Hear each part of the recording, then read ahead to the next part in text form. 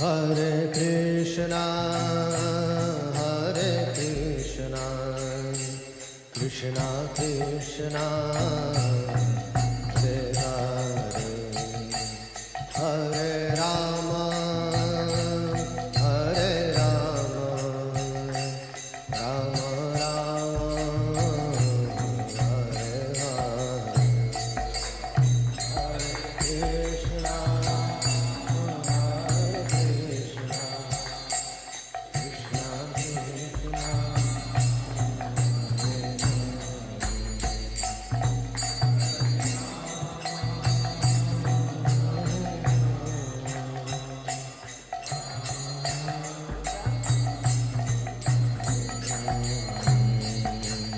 Hare Krishna, Hare Krishna, Krishna Krishna, Hare Hare, Hare Rama, Hare Rama, Rama Rama,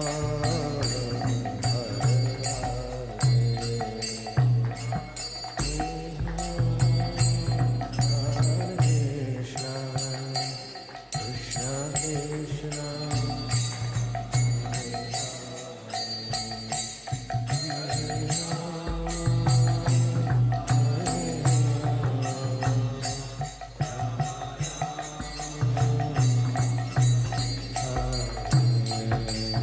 Hare Krishna, Hare Krishna, Krishna Krishna, Hare Hare, Hare Rama, Hare Rama, Rama Rama, Hare Hare,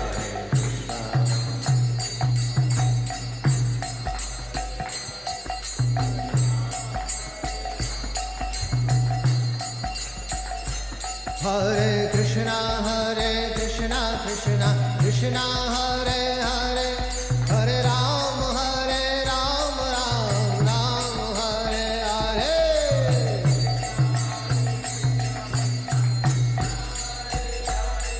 Hare Rama,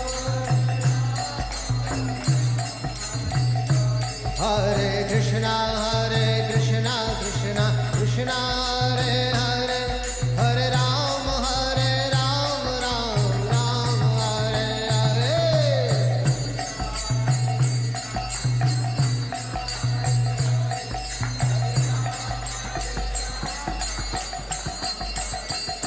Hare Krishna, Hare Krishna, Krishna Krishna, Hare Hare, Hare Rama, Hare Rama, Rama Rama, Hare Hare.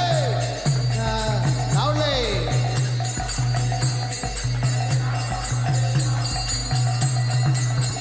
Hare Krishna, Krishna Krishna, Hare Hare, Hare Rama, Hare Rama, Rama Rama, Hare Hare.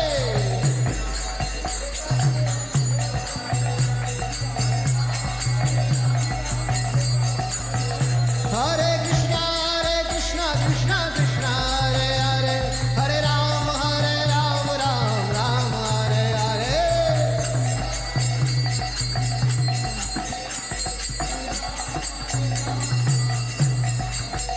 Hare Krishna, Krishna Krishna, Hare Hare, Hare Rama, Hare Rama, Rama Rama, Hare Hare. Krishna Krishna, Hare Hare. Hare Krishna, Krishna Krishna, Hare Hare, Hare Rama, Hare Rama, Rama Rama, Hare Hare.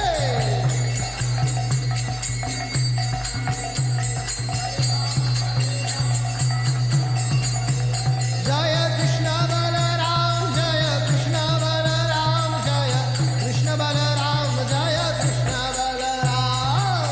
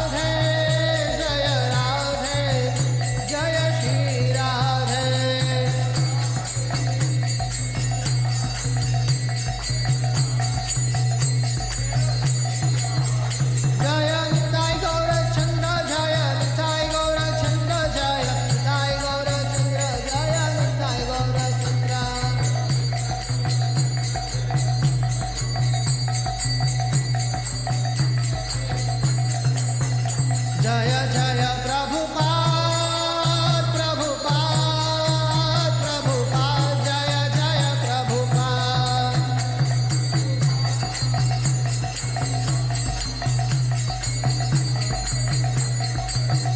जय जय गुरुदेव गुरुदेव गुरुदेव जय श्रील गुरुदेव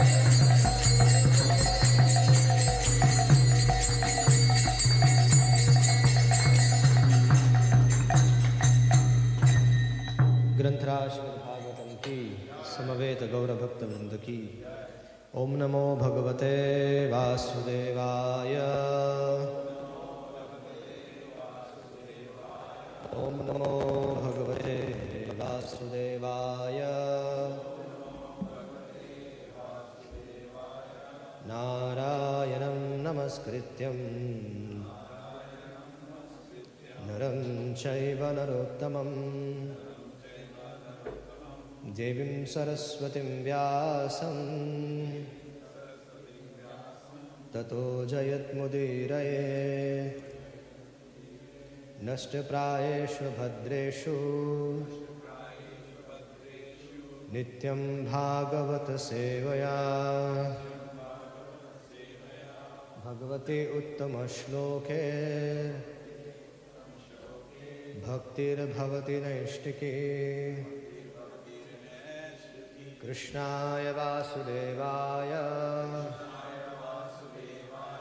देवकीनन्दनाय च नन्दगोपकुमाराय गोविन्दाय नमो नमः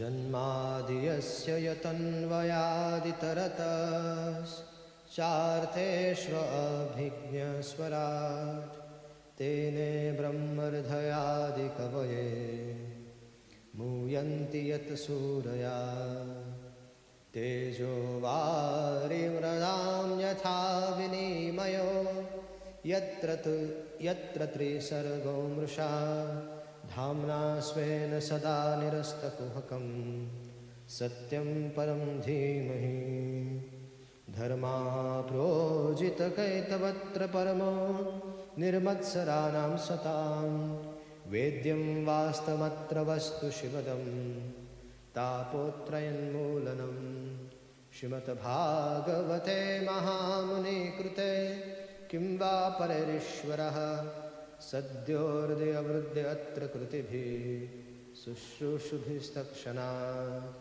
निगमकल्पतरोर्गलितं फलं शुकमुखादं मृतद्रौ संयुतं पिबत भागवतं रसमालयं मुहुरवो रसिका भुवि भावुकाः ॐ अज्ञानतिमिरान्धस्य ज्ञानाञ्जनशलाकया चक्षुरुन्मीलितं येन तस्मै श्रीगुरुवे नमः मुखं करोति वाचालं पङ्गुं लङ्घयते गिरिं यत्कृपातमहं वन्दे श्रीगुरुं दीनतारिणं परमानन्दमाधवं नमो विष्णुपादाय कृष्णपृष्ठाय भूतले श्रीमते भक्तिवेदान्त स्वामिन्निति नामिने नमस्ते सरस्वती देवे गौरवाणी प्रचारिणे निर्विशेषशून्यवादी पाश्चात्यदेशतारिणे नित्यानन्दमहं नौमि सर्वानन्दकरं परं हरिनामाप्रदं देवम् अवधूताशिरोमणिम् आनन्दलीलामयविग्रहाय हेमाम्बदिव्यछविसुन्दराय तस्मै महाप्रेमरसाप्रदाय चैतन्यचन्द्राय नमो नमस्ते नीलाचलनिवासाय नित्याय परमात्मने बलभद्रसुभद्राय श्रीजगन्नाथाय ते नमः हे कृष्ण करुणा सिन्धु दीनबन्धु जगत्पते गोपेश गोपिकान्त राधाकान्त नमस्तुते तप्त काञ्चन गौरांगी राधे वृंदावनेश्वरी वृषभानुसुते देवी प्रणमामि हरिप्रिये जय श्री कृष्ण चैतन्य प्रभु नित्यानंद श्री अद्वैत गदाधर शिवासादि गौर भक्तवृंद हरे कृष्णा कृष्णा कृष्णा हरे हरे हरे राम राम राम हरे हरे हरे कृष्णा कृष्णा कृष्णा हरे हरे हरे राम राम राम हरे हरे हरे कृष्णा कृष्णा कृष्णा हरे हरे हरे राम राम राम हरे हरे। श्रीमद् भागवत महापुराण की जय। Just offer my obeisances to the Lord. So, just some housekeeping, please. While Prabhuji is speaking, it's not very nice to disturb him. So yesterday was more than usual. People are in front of him are standing up and going out. So please try and refrain from doing that. And if you need to go out, try and use the back door there, but be quietly. Children especially don't have, you shouldn't sit in front of Prabhuji. Okay? And after a while they do get restless, but they can go back and play, but keep the noise down. Turn your phones off. And you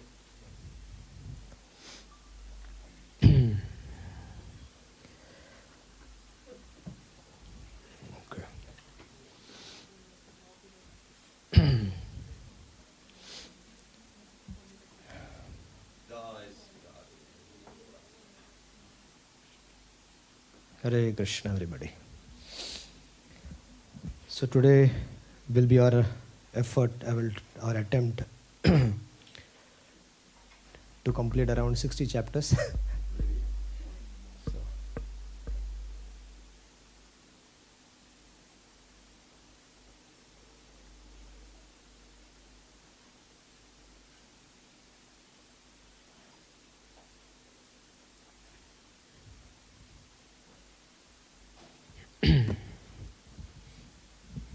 Hare Krishna.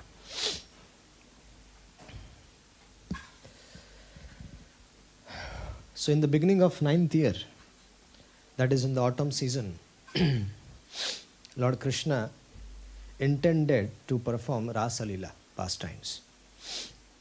Now, throughout the universe, there are people speculating over Rasa Leela. What is Rasa Leela? So there is a description about the beginning of the Rasa Leela in the 29th chapter, from 29th chapter to 33rd chapter. These are Rasa Panchadhyay. These are called as Rasa Panchadhyay, and these are the life of Bhagavatam. So once Lord Krishna, he played his flute, and he invited a lot of gopis, and each gopi heard her name, and that's why she proceeded towards the forest from wherever the sound was coming from. So hundreds and thousands and lakhs of gopis, they went to Lord Krishna, and Lord Krishna, when he welcomed all, Lord Krishna started arguing with them. He called them, and then when they came there, he started asking them, "Why did you come? You're all married women, right? And how can you come in the middle of the night, giving up your association of your family members? It is not appropriate.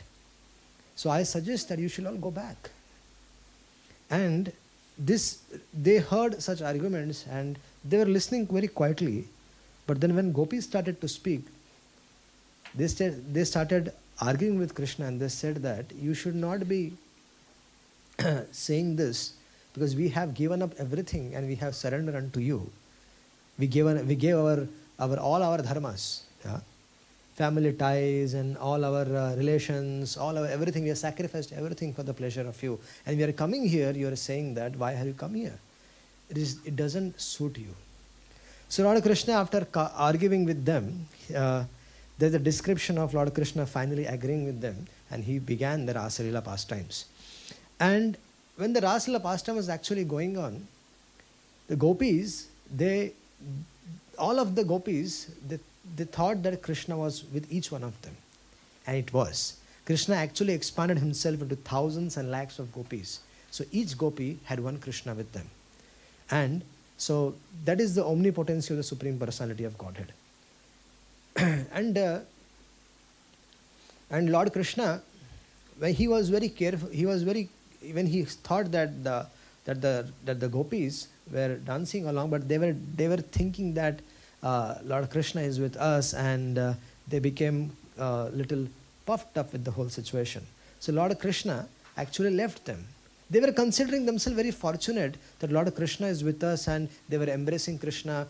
Krishna's hands was on them, their hand was on Krishna, and they were performing the Rasa Leela pastimes.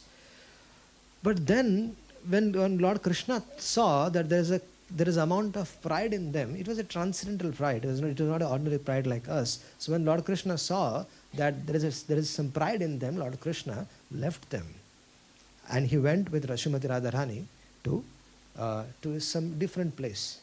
But Srimati Radharani also, she was walking with Krishna, and she also got very tired. And then she requested Shri Krishna that, can you please lift me? And then Krishna, before lifting, he also disappeared from that place. And all the gopis, when they were in separation from Krishna, and this long night of separation from Krishna, they made them mad. The gopis became mad, and they came looking for Krishna, and they also saw that there were footprints of two of the gopis. I mean, one gopi and one Krishna. And then they thought, who can be this gopi? And then when they went further, there was only one footprint that was Krishna. That means they assumed that Krishna picked up Radharani in her hands. And then gradually they saw Srimati Radharani. And then they met Srimati Radharani, and they asked what happened, and they said Krishna disappeared. So all of them, they wandered like a mad woman from forest to forest in search of Krishna. When Sri Krishna suddenly disappeared from the Rasa Leela pastimes, their mind were fully absorbed in the thoughts of Krishna. Began looking for him in various forests, and from moving to non-moving creatures, whomsoever the gopis met, they started asking, where is Krishna? They were asking the trees, they were asking the stones, they were asking each and everything they saw on the road. They were asking, where is Krishna? Where is Krishna? Where is Krishna?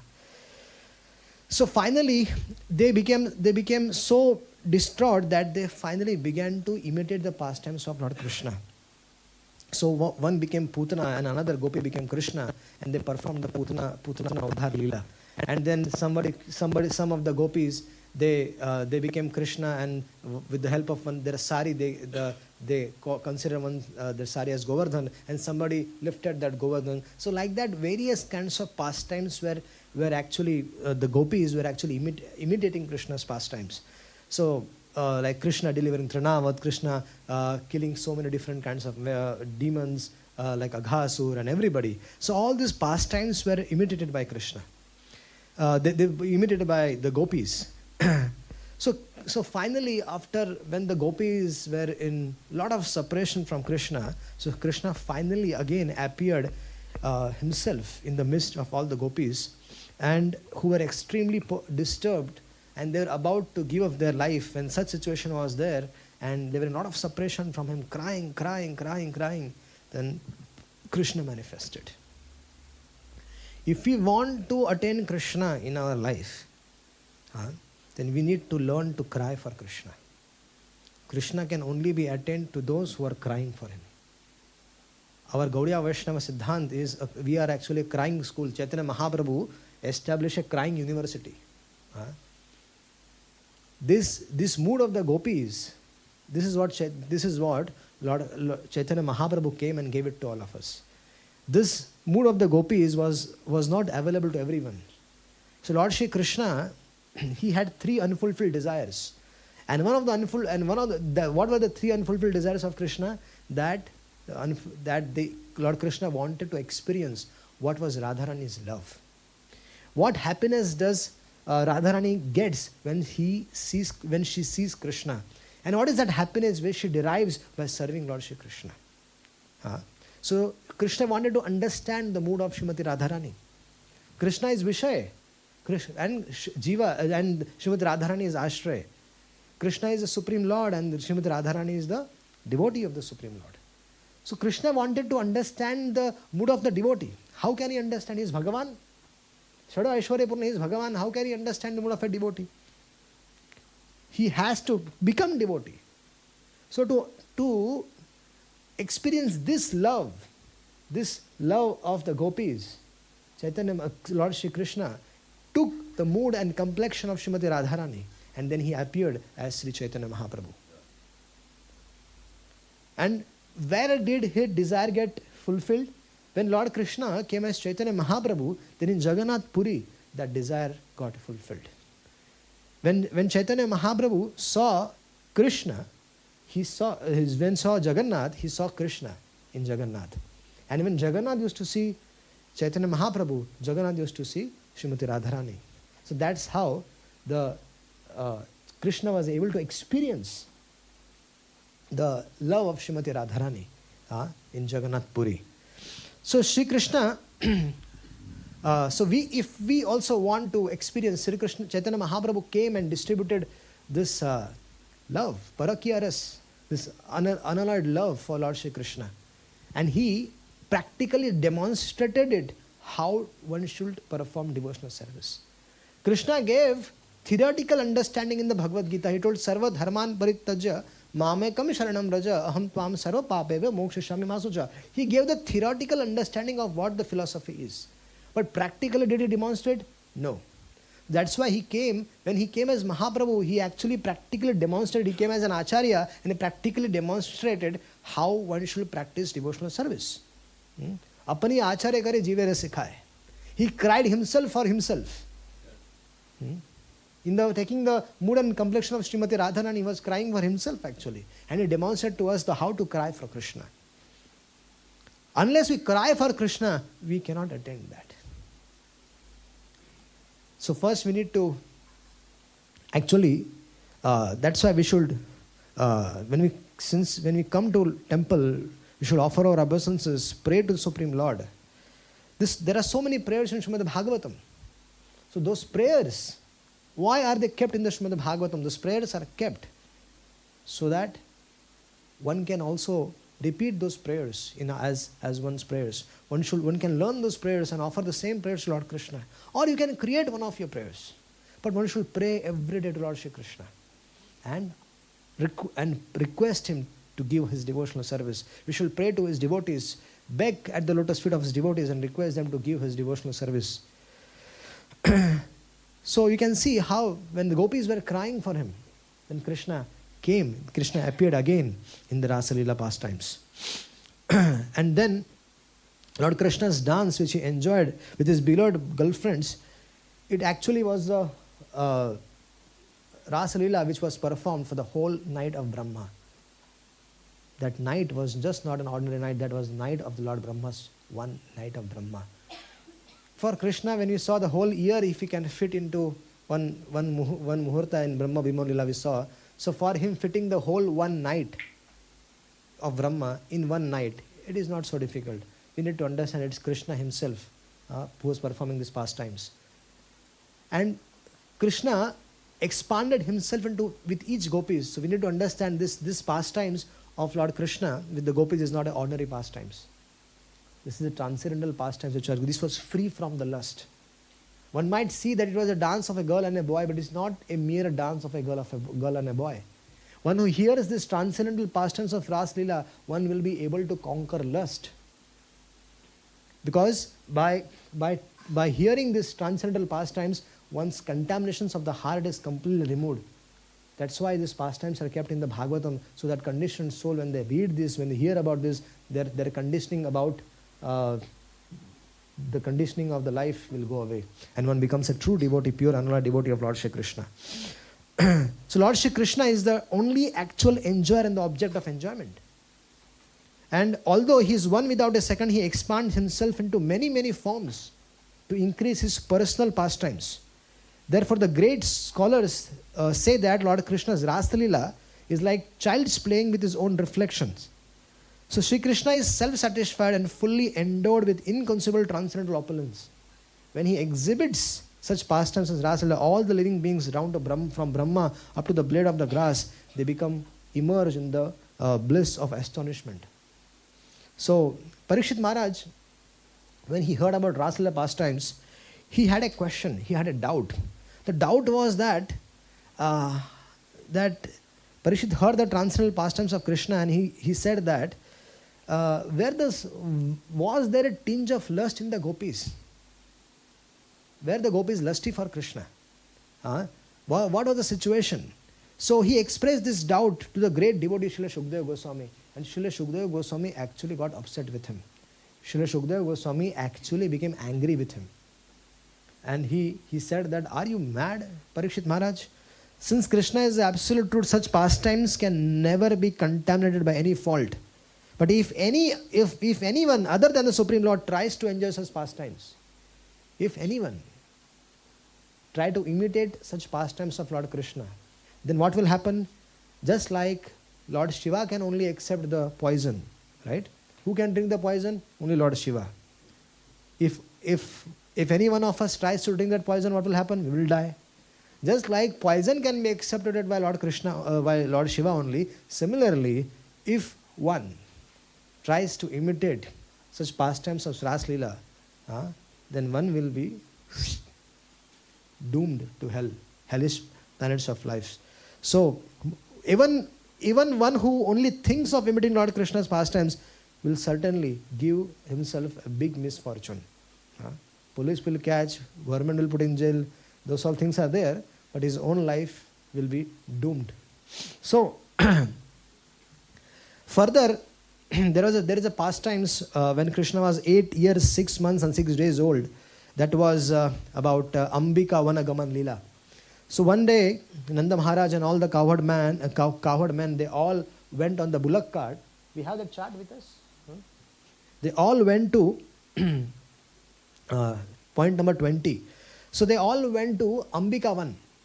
So in Ambikavan, there was a deity of Sadashiva. And they all worshipped Sadashiva Bhagavan. This Lord Vishnu only.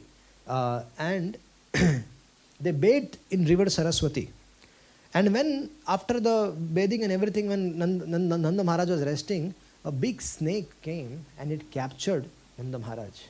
So all of the other coward men, they were beating that snake, but it was not leaving Nanda Maharaj. So Lord Krishna, Nanda Maharaj was shouting, "Oh Krishna, my dear son, Krishna, please come, save me." And then Krishna came and touched the snake with his lotus feet, and that snake got delivered and assumed the form of a demigod. And he narrated to them that who was he. And that's how Krishna saved Nanda Maharaj. Then there was a pastimes of Shankachuda being killed. Shankachuda was one of the associates of Kubera. So when Lord Krishna and Balaram, they were playing with their gopis, performing their pastimes with the young women of Braj. So the girlfriends of Baladev were also there, and girlfriends of Krishna were also there. So the gopis of Krishna and gopis of Baladev are different sets of gopis. So we need to understand Lord Balaram has a different sets of gopis, and Krishna had a different sets of gopis. So the girlfriends of Baladev and those of Krishna joined together and sang about their transcendental qualities. So when the two lords were become absorbed in singing and dancing and everything was going on at that time, Kuvera's servant Shankachuda, they came and started troubling the gopis, started kidnapping the gopis, started abducting them. And what happened? The young girls started calling out, "Krishna, thou save us!" And they started shouting and screaming. And then Krishna said, "Don't be afraid." Balaram was running behind him, Krishna was running behind him. And Krishna called out for the gopis, "Don't be afraid." And then Krishna chased him and swiftly approached him, and with a blow, with a fist, he just killed Shankachuda. And this way Shankachuda was killed. Then there was a demon called as Aristasur. Now, these pastimes of Aristasur, now there is a lot of questions, debate about when is the actual appearance day of Shri Radhakund and Shamkund. The actual appearance day of Radhakund and Shyamkund is not on the Bahulashtami day. I just want to make it clear that Arishtasur was killed on the full moon of the Chaitra month. That is in the month of April. That is, it did not happen, and that is actually the day when Radhakund and Shyamkund were formed. So when we say in the Kartik month on the Bahulashtami day, that is the appearance day of Radhakund, is wrong. I have sent a paper to the GBC, and they actually approved it. So in the GPC calendars, official GPC calendars, it will show in the Radhakund's appearance days on the April. Does anybody celebrate that in April? No. The trend is everybody thinks Bahula Ashtami is the day, but Bahula Ashtami is actually not the day. So Arishtasur, there was a demon called as Arishta who wanted to kill both Krishna and both Balaram. And he assumed the form of a huge bull. And he had sharp thorns. And everyone in Krishna's cowherd village became terrified when Arishtasur approached it. But the Lord pacified them. Kya pun hai na? Dekh lega. The Lord, he troubled everybody. But then Krishna came and he stood in front of Arishtasur. And then Arishtasur, he wanted to kill Krishna. And Arishtasur then, he ran towards Krishna with his thorns, actually directed towards Krishna. And Krishna picked up the thorns, rolled it around and threw him. So he just got thrashed on the ground. But then again he got up and again he came running. And again Krishna did the same thing and then he died. So then Krishna and Rama, while being honored by the demigods and the cowherd boys, they returned to the village. So when that Arishtasur was killed, so Radharani and everybody, they came to Krishna and said that, "Bahut bada paap kar diya tune. You committed a heinous of the offense. You killed a bull? Huh? You say yourself as Supreme Personality of Godhead and you rascal, you kill a bull? You're a sinful man. Huh? And we don't want to associate with you. Now you have to go and take bath in all the tirthas.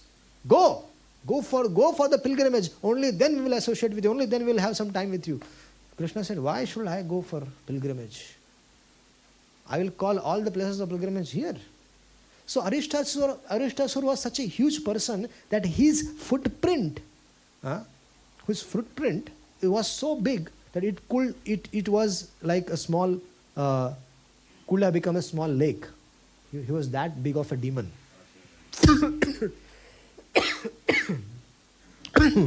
So Lord Krishna, he said to the gopis, "I will make all kundas come here, all the tirthas come here," and all the tirthas, they manifested in front of Lord Krishna. All the auspicious rivers, they all came in front of the Lord, and this requested, "My dear Lord, what should we do?" He said, "Please fill in all your water because I want to take bath here. I don't want to go outside." So the whole water was filled and Lord Krishna jumped into that. And because it happened in front of everybody, they had to believe it. Because all Ganga, Yamuna, everybody was in Kaveri, Saraswati, everybody manifested in front of them. The gopis and everybody saw that. And when all the water was filled, Krishna jumped into it. And then Krishna took a bath and he came out saying that, "I'm purified. Now you have committed another sin." But what is that sin? You supported a demon. You supported adharma. Now you should go to the pilgrimage. Or you should go, or either you go for a pilgrimage or you take bath in my kund. And the gopis said, Your kund has become contaminated because of the sins you committed sins and then you took a bath, so all the sins are there. So if we go, all the sins will come to us. So we don't want to do that. So then Radharani said, "We will create another kund next to your kund and bring water from Manasi Ganga. And then we will bathe there." So Radharani and all the associates of her, they all removed the kankan, and they started digging with the help of the kankan. They started digging a land next to Shyamkund, and a small shape kund was created. But now challenge was getting the water. So they formed a big line, and they're passing water from hand to hand. They were passing from one gopi to another. They're passing from Mansi Ganga to Radha Kund. It was around Mansinga and Radhakund, it has to be around 4 or 5 kilometers. Yeah, 4 or 5 kilometers. Huh? But it was very difficult, it was very challenging for them to create this. Bringing water was not practically possible, and all of them became very tired because till the water reached there, it used to go down. Till the water reached the kund, in the middle itself it used to go down. It was very difficult for them.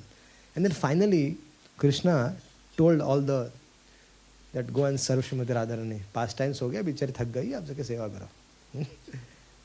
So,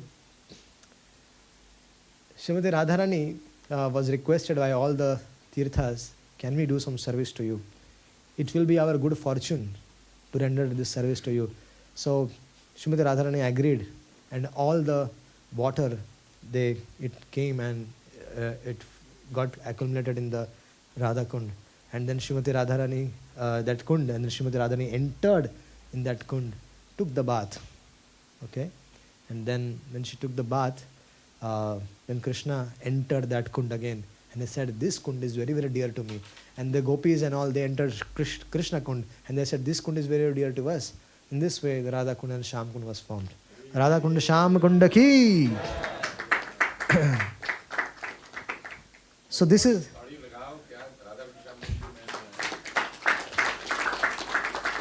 So this is so Radha Kund's and Sham Kund's appearance day is actually on the Chaitra month in the April. So that we should know that Vishwanath Chakravarti Thakur has very clearly mentioned this, that Aristasur was killed in the month of Chaitra. Then on the 12th day of the dark fortnight of Falguna, the demon Keshi was killed. So when Krishna was around 11 years and 4 months old, so Lord Krishna, he killed the Keshi demon, came in the disguise as a horse. And he killed, Krishna killed by putting his hand inside and removing his tongue. Krishna killed that Keshi demon. So Keshi gave up the life, and Lord Krishna removed his arm, and after killing Keshi, Lord Krishna stood very calmly and peacefully, and all the demigods, they came and showered flowers because the demigods were also threatened by Keshi. So once when this pastimes was going on, Narad Muni had already came and indicated to Lord Krishna that your further pastimes are going to start now. So get ready to go from here. And Akrurji was a great devotee of the Lord. But Akrurji, he was serving under Kamsa. Many times the devotees are in an unusual situation that they have to serve somebody like Kamsa. And that time, that devotees get criticized. But we need to, sometimes they are in such a job wherein they have to serve someone like Kamsa. But Akruraji, there is an example of how Akrura also served Krishna. Why did Akrura accept to serve a personality like Kamsa? We need to understand that first. Akrura knew that Lord Krishna has taken birth, and he is going to, and the goddess already said that Lord Krishna is going to kill Kamsa. So Akrura had unflinching faith in those words. So Akrura very patiently waited in Mathura, and he knew that Krishna is performing pastimes in Vrindavan. And he knew all those things what Kamsa was doing. He was sending different demons to kill Krishna. But all of them were getting killed. So with every demon getting killed, Akrura's conviction was increasing that Krishna is there nearby. And very soon, Krishna is going to come and kill Kamsa. So Akrura, he wanted to go and meet Krishna, but he used to always seeing the circumstances that if he makes an attempt to go to Krishna, then if Kamsa finds out, then the whole plan will be opened, that Akrura is actually a devotee of Krishna. He is just pretending to be with me. So to be very careful with his dealings, he had this desire in his heart, and he was cherishing that in the heart, and mentally he was worshipping Krishna. When his mind was absorbed in Krishna, thoughts of Krishna. That's what we as devotees do. Krishna is not in front of us, but we know Krishna is there. So by hearing Krishna's name, by hearing Krishna's fame, Krishna's pastimes, we think of Krishna and we cry for Krishna. That's why Srimad Bhagavatam is there. The devotees, the pure devotees of the Lord, they glorify Krishna's name, fame, pastimes from Srimad Bhagavatam. And that when the conditioned souls, when they hear about Krishna's Leela, they get attracted to Krishna, they fell in love with him. So that's what Akrura's situation. Akrura was hearing about Krishna's pastimes from different brahmanas, from different devotees, which he was performing in Vrindavan, and he was surviving. So Akrura was waiting, when will that day come when I will see Krishna? And finally, Kamsa called Akrura, saying that, can you, Akruraji, I want that you should take my chariot and you should go to bring Krishna and Balaram. I want to make an arrangement here, a festival here, and I want to invite Nanda Maharaj and everybody, because Narad Muni came and told all the rahasya, all the confidential things about who is who, what are their plans. Like all the devatas came disguised as the Yadavas, and then he also told Kamsa that Krishna is planning to kill you. Krishna is coming to kill you. So instead of you sending different demons to kill Krishna, why don't you call Krishna here? क्योंकि अपनी गली में तो कुत्ता भी शेर होता है. A dog is a lion in his own place, right? He said, instead of, why don't you call him here?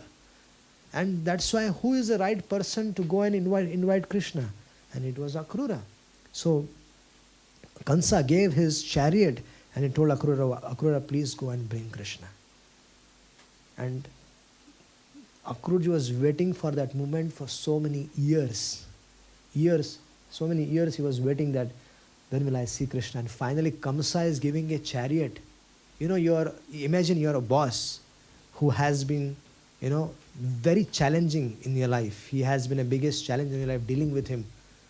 He's not a devotee. Well, all of a sudden he says, I think you should go to Vrindavan. And I am giving you business class ticket. Or forget a business class, I am giving you our company's private jet. It will take you straight to Delhi. And there another helicopter will be there. From there, take the helicopter and just go straight to Vrindavan. And then you can go and take darshan of Krishna Balaram. So it was like that. It was a bumper offer. And Akrura took it. And while on the way, Akrura was thinking, will I get the mercy of the Lord? Will I get the darshan of the Lord? How will Krishna see me? How will Krishna deal with me? Will he just reject me, seeing that I have served Kamsa for so many years? Will he reject me? So all these thoughts were growing while Akrura started his journey towards Vrindavan. All these thoughts were going in Akrura's mind. And finally, Akrura entered Vrindavan and he saw Krishna and Balaram. They're tending the cows. And everybody welcomed Akruraji. And nobody knew what was Akrura's plan. And then finally, when Akrura told Krishna about Kansa's plan and what was his, and then Akrura informed Lord Krishna about Kansa's plan, his activities Mathura, and then he requested, please come, Kamsa is calling you. And Nanda Maharaj was shivering in fear. What will happen? Why is Kamsa calling Krishna Balaram? But till that time, Nanda Maharaj knew that Krishna is powerful enough to defeat Kamsa. So when the gopis heard that Akrura is taking Krishna away, now that was the moment which was unbearable for them. And all of the gopis, they fell in front of the chariot. There is a song, Deva Mathure si gela, Deva Mathure si gela, Soduniya gopina, Deva Mathure si gela, Deva Ratha Made Baisala. Anyways, I don't want to go get into this, otherwise I'll start crying. So Krishna sat in the chariot, and then all the gopis were giving up their life, and Akrura was taking Krishna and Balaram. And Krishna and Balaram promised they were all looking towards Krishna. What will Krishna say? And Krishna suddenly he decided to go to Mathura. But Krishna told them one thing before leaving. Krishna told them that I will come back. It is just a matter of few days. I just need to finish Kamsa. I have killed so many demons, my dear gopis. You have seen that. I just have to finish Kamsa, I'll kill him and I'll just come back. It's a matter of few days. Yes, but I'll spend some time in Mathura, see the city, and then I'll come back. Krishna once left. He never came back. But that promise which Krishna gave to them, I will come back, that was how they were surviving. For them, it was very painful for them. So, when Krishna entered the city, first time these two boys and all the cowherd boys and everybody, they came with them. So they saw the beautiful city of Mathura, and they were very attracted. And all the cowherd boys were all bewildered seeing the beautiful city of Mathura. And the girls of Mathura, when they saw Krishna, they fell in love with this boy, because they all heard about Krishna's pastimes, Krishna's name, Krishna's fame, Krishna's pastimes. They all heard about it, and they were all in love with Krishna. So when there was a time when Krishna thought of, I shall also change the dress, Baba. I am here in Mathura and I'm wearing a dress like the village boys. It doesn't look It doesn't look good. How will the girls become impressed with me? I need to change the proper clothes. So they went to a weaver, and they went to the weaver and they asked for the clothes, and they said, this clothes belongs to Kamsa, to the king, and you cannot wear this. I serve Kamsa. It is not proper that you take these clothes. And then Krishna got very upset. Krishna killed them, killed that person, killed the washerman, took the clothes, wear them, and he was looking very good. And then he went to the garland maker named Sudama. He took the garland from there, and then he met Kubja. Now Kubja was bent in a lot of places. Kubja is also called as Trivakra. She was bent in 3 places. She was hench-backed woman, but she was very beautiful. And Krishna got attracted to her. Or I can say the girl got attracted to Krishna. And she was having the chandan lep, which was meant for Kamsa. But when she saw Krishna's beauty, she decided, oh, this is so beautiful boy. And she applied that chandan to Krishna. And as a result of that, offering that once chandan to Krishna, she never did any pious activity in her life, it is said. But she applied once chandan to Krishna, and Krishna liked that. So Krishna said, oh, beautiful girl. Then Krishna touched with his one leg, with his one toe, he touched the toe of the Kubja, and with his head, on the one hand on the head of her, and then she was bent in 3 places. Krishna fixed her body, and she became erect, and she became so beautiful. And then she said to Krishna, she was very thankful to Krishna. And then she proposed to Krishna that, why don't you come to my home? Please accept me as your maid servant. And Krishna said that, Balram ji ke samne aise sab mat bolo. You cannot say in front of all this, why? I will come when I am alone.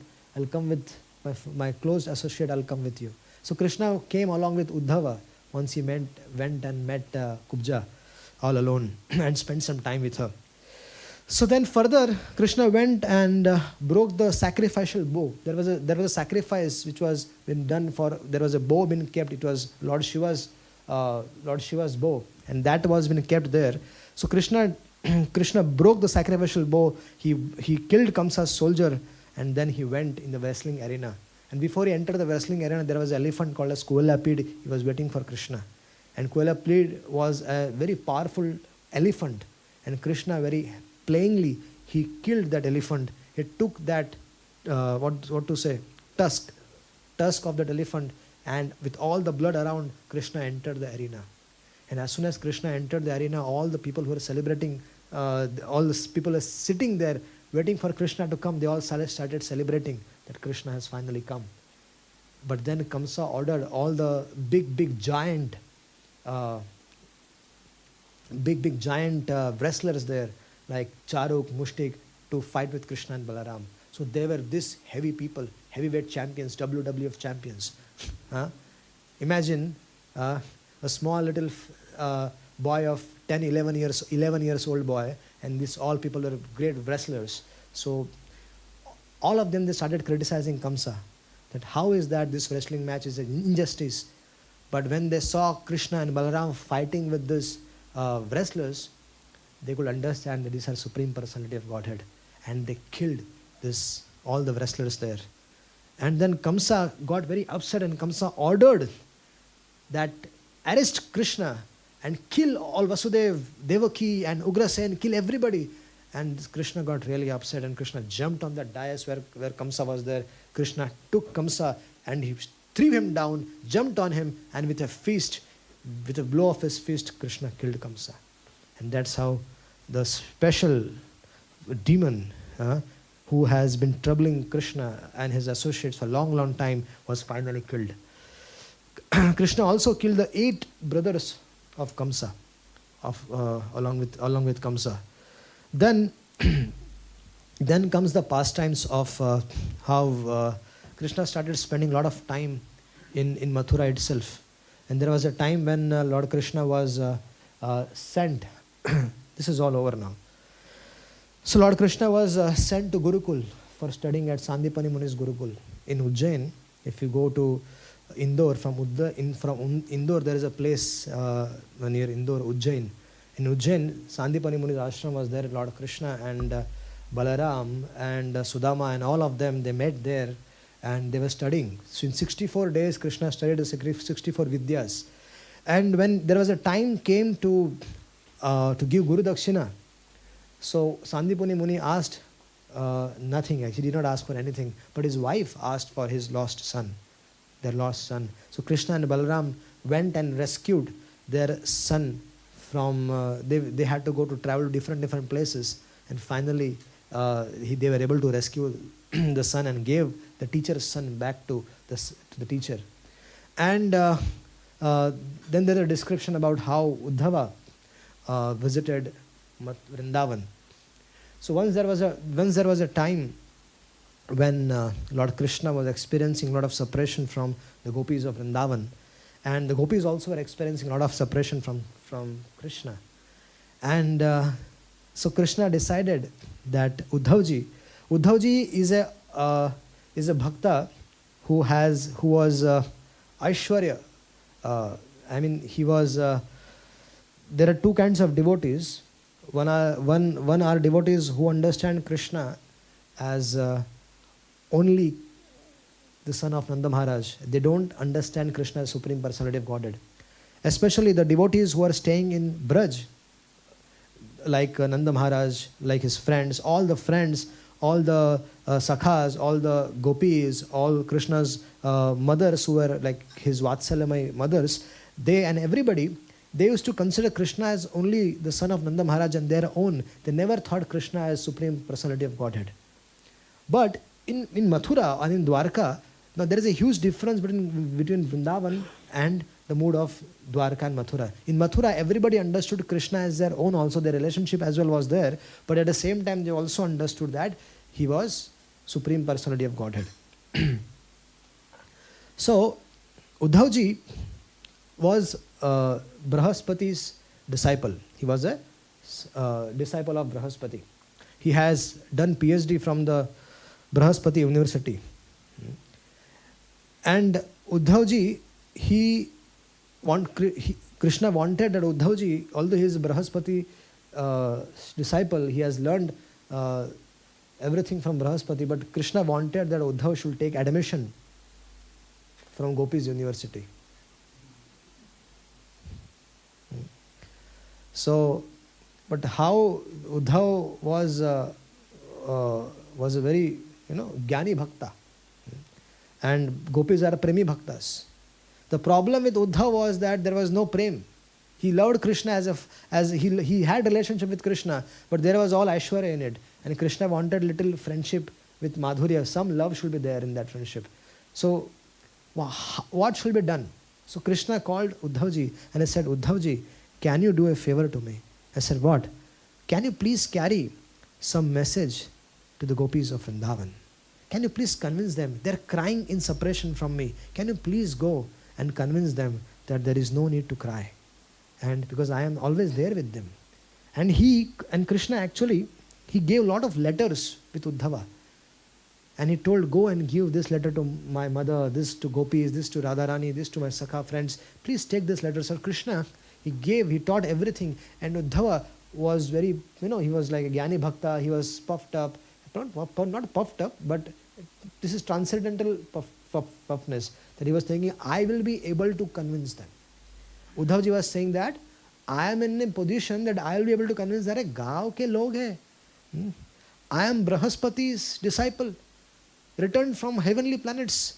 And these are like village people. Convincing them is so easy. Sometimes we think that when we are staying in Braj, so we think convincing these people of Braj is very easy to take to Krishna consciousness. But when we go and meet them, we understand that Krishna consciousness is in their blood. Krishna consciousness is in their blood. It's not, there is no need for them to teach Krishna consciousness.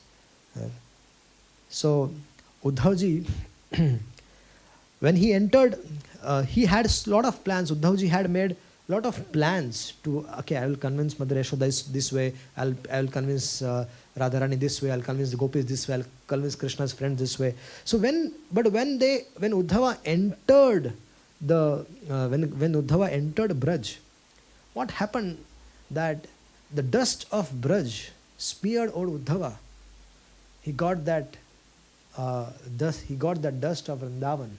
And as soon as the dust of Vrindavan was smeared over Uddhava, Uddhava completely forgot for what was the purpose of his coming. And he was bewildered by the potency of that place. Now, today Vrindavan is becoming like city. But even though it becomes a city like Delhi, but still the Raj of Vrindavan is so powerful that it can still deliver all the people as coming in association, coming in contact with Vrindavan. That is the power of the dust of Vrindavan. So when Uddhava came there, he met Nanda Maharaj, Yashoda, and they were all crying and they're discussing about Krishna. How is Krishna? Does he remember us? And all these things for discussion was going on. And Uddhava was pacifying them that Krishna is here and Krishna, he remembers you, and they're having general talks. So Uddhava spent a good amount of time with Nanda Maharaj and Yashoda. And the next day, the gopis, they found out that there is a chariot. So the first thought came that Krishna might have come with Akrurji back. And then someone told them that there is someone like Krishna. So they all were excited. They all went and they saw that there is someone like Krishna, but it's not Krishna. Uddhava actually resembled exactly like Krishna. He looked exactly like Krishna. And he used to wear all the dress and opulence he used to wear the dress of Krishna as Mahaprasad. He used to wear all the shringar which Krishna used to wear. He also used to wear the same thing. He used to take from Krishna as Mahaprasad. And he used to wear that. So when all the gopis, they saw Uddhavji, they thought that, oh, this looks like Krishna, but it's not Krishna. So then they asked, who are you? Then Uddhava said, I am Uddhava. And Krishna has sent me with a message. And then then Srimati Radharani and all, they started dealing with the messenger in a very nice way. They made him sit in the middle and all of them surrounded Uddhava and they started discussing with him, what is the message? And they started that Krishna is telling that he is remembering you, but Krishna is telling he is a super soul, he's the supreme personality of Godhead. So you should meditate on him. You can perform yoga. You can meditate on him, and Uddhavji gave various ways by which they can think of Krishna. But the gopis said that yoga kaha rakhe Uddhav, yaha rom rom sham hai. They were saying that where should we keep this yoga of yours? Our thinking about Krishna, the whole life we're thinking of Krishna 24 hours at a time. And you are saying don't cry for Krishna. So Uddhava, when he understood that normally when we go and preach outside people, we say, think of Krishna, you Krishna, offer pranams to Krishna, man mana, man bhakto, madhyajimam namaskuru. Think of Krishna, serve Krishna, do everything for Krishna. But here I am seeing that these gopis are already crying for Krishna. So if I say to them, don't cry, it is an offense. So I told them, keep crying. You keep crying.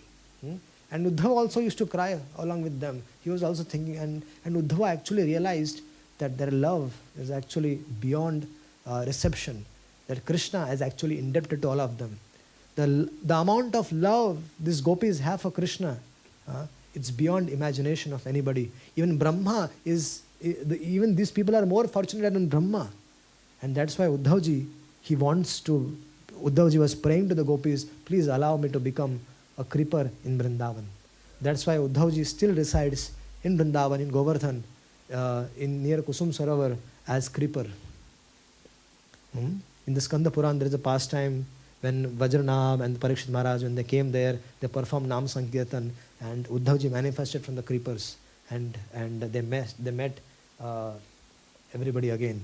So that is a pastimes, and Uddhavji spent good amount of time in Vrindavan. And then further, Krishna, when Uddhavji came back, Uddhavji brought a lot of gifts for Krishna and everybody, from the gopis and everyone. So Krishna sent Akrura to Dhritarashtra Maharaja's place. Now I think we need to start super fast now. So Akrura, Krishna sent Akrura to Dhritarashtra Maharaj to find out what is going on with the Pandavas, what is going on with the Kunti Maharani and everybody. And so Akrura ji came and gave the report that the situation is bad. Dhritarashtra Maharaj is making several attempts to kill the Pandavas and all, and Kunti Maharani is very sad. So please do something. And then there was a pastimes in the 10th canto where how Krishna established the city of Dwarka.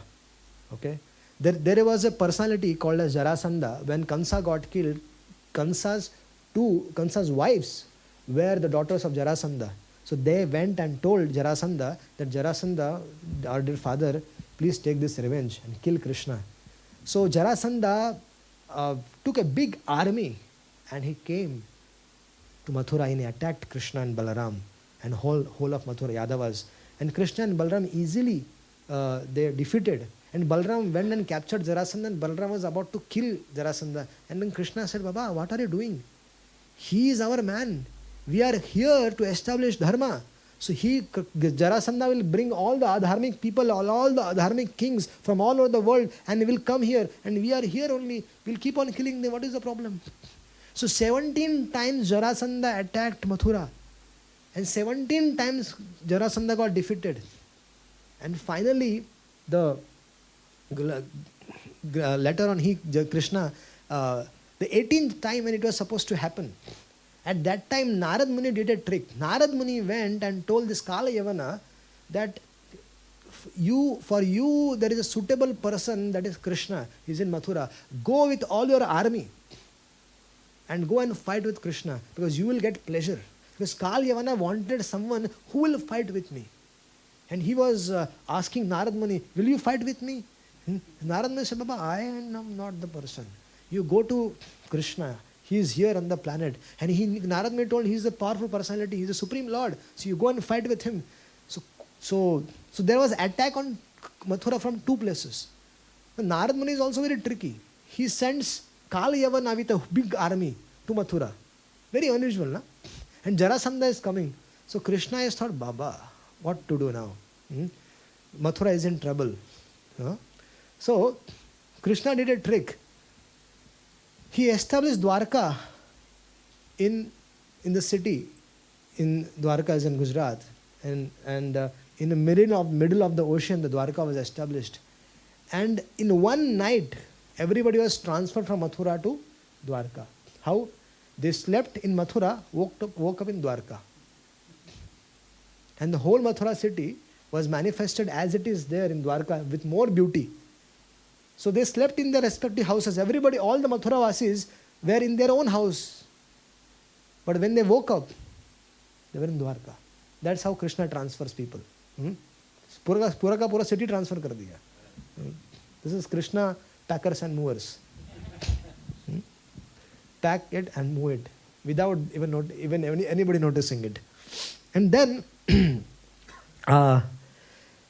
the Kala Yavana came. And then Krishna started running. Krishna started running and Kala Yavana was behind. And Krishna ran. and Kalevan was behind. He was running. They were catching. Krishna was at a handful distance sometimes. And Kalevana could not catch him. So what happened was that Krishna, he entered a cave, and in that cave Muchukunda Maharaj was sleeping.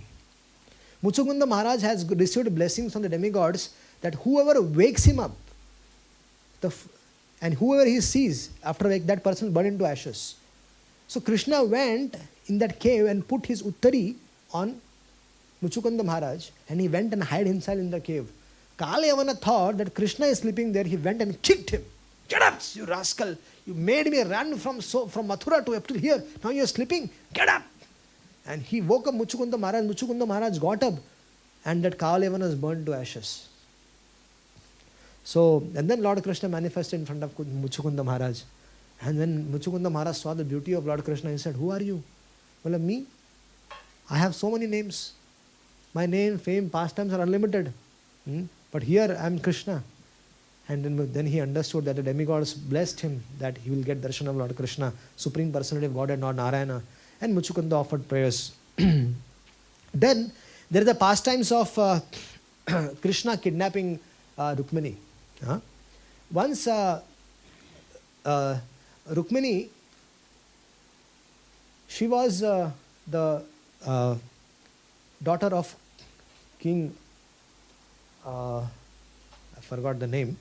She was the daughter of King Rukma, no, not Rukma.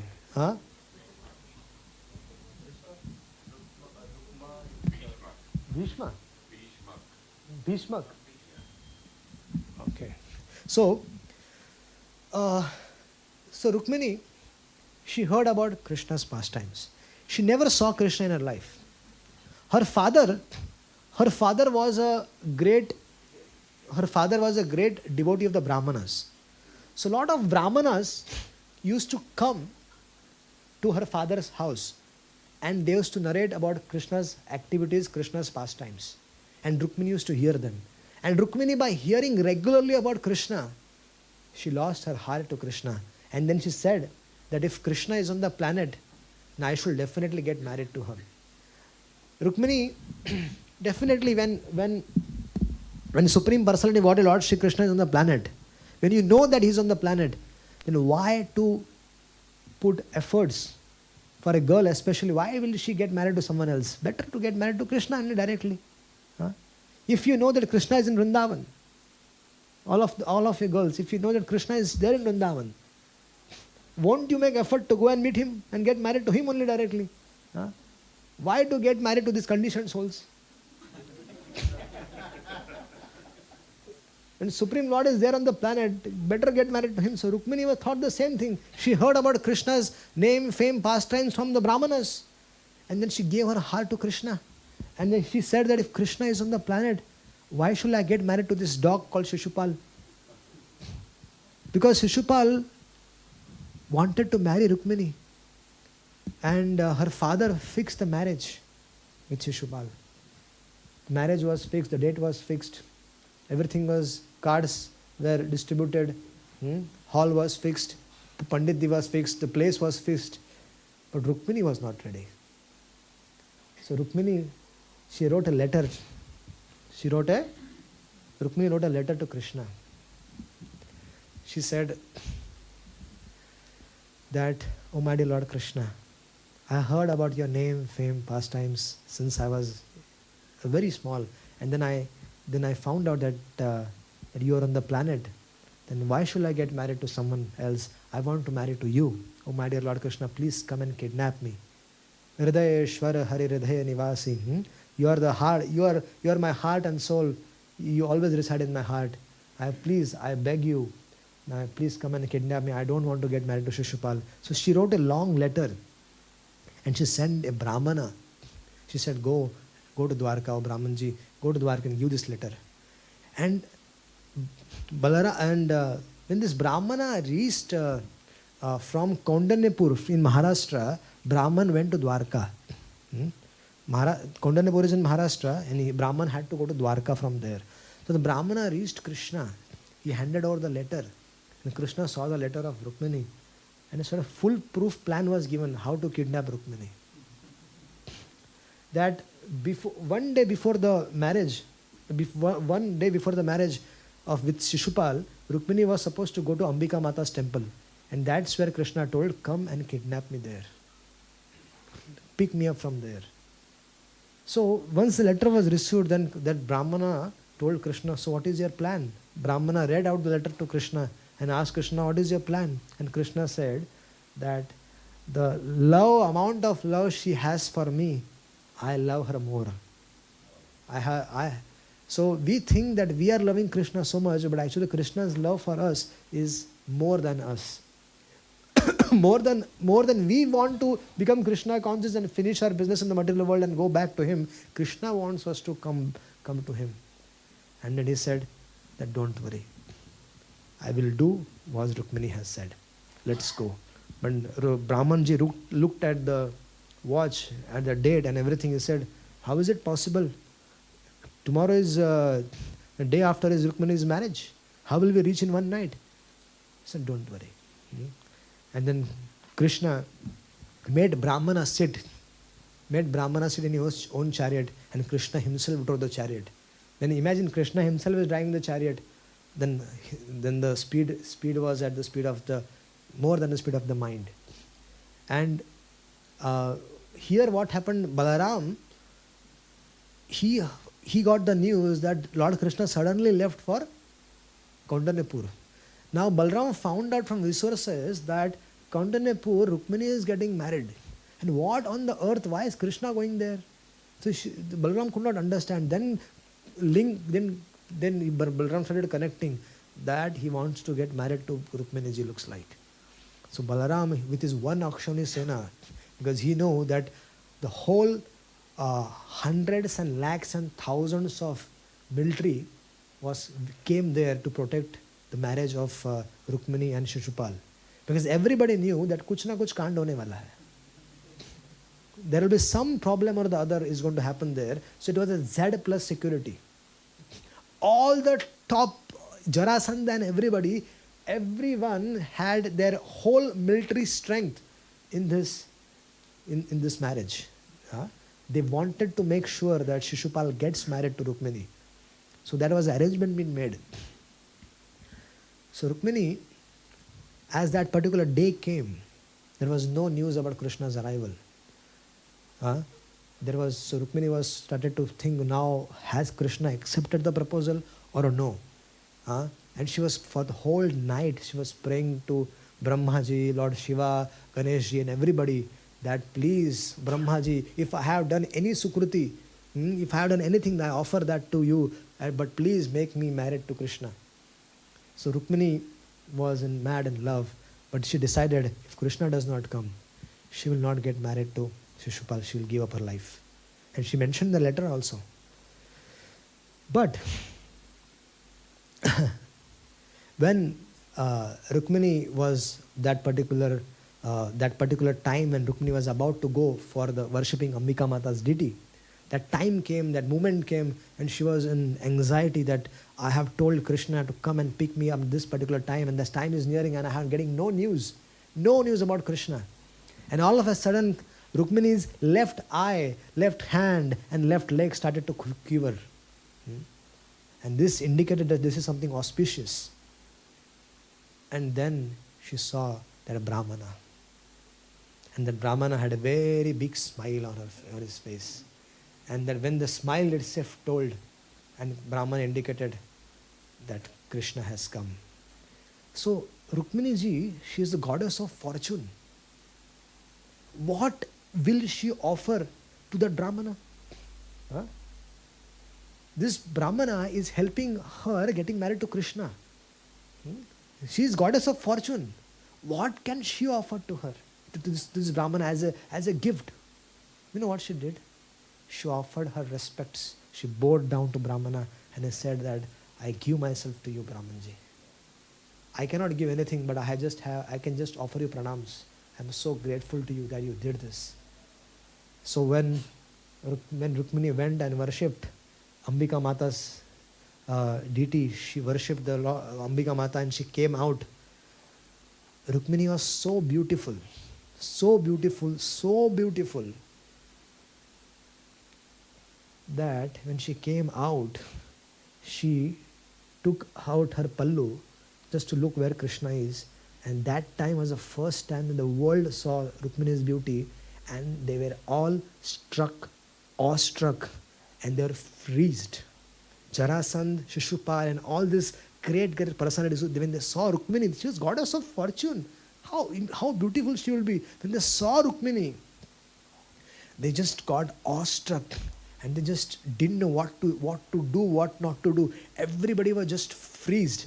And just at that time when everybody was freezed, Krishna came suddenly. Nobody expected that. Suddenly Krishna comes there with chariot, gives hand to Rukmini. Rukmini gets on the chariot, and Krishna just goes away.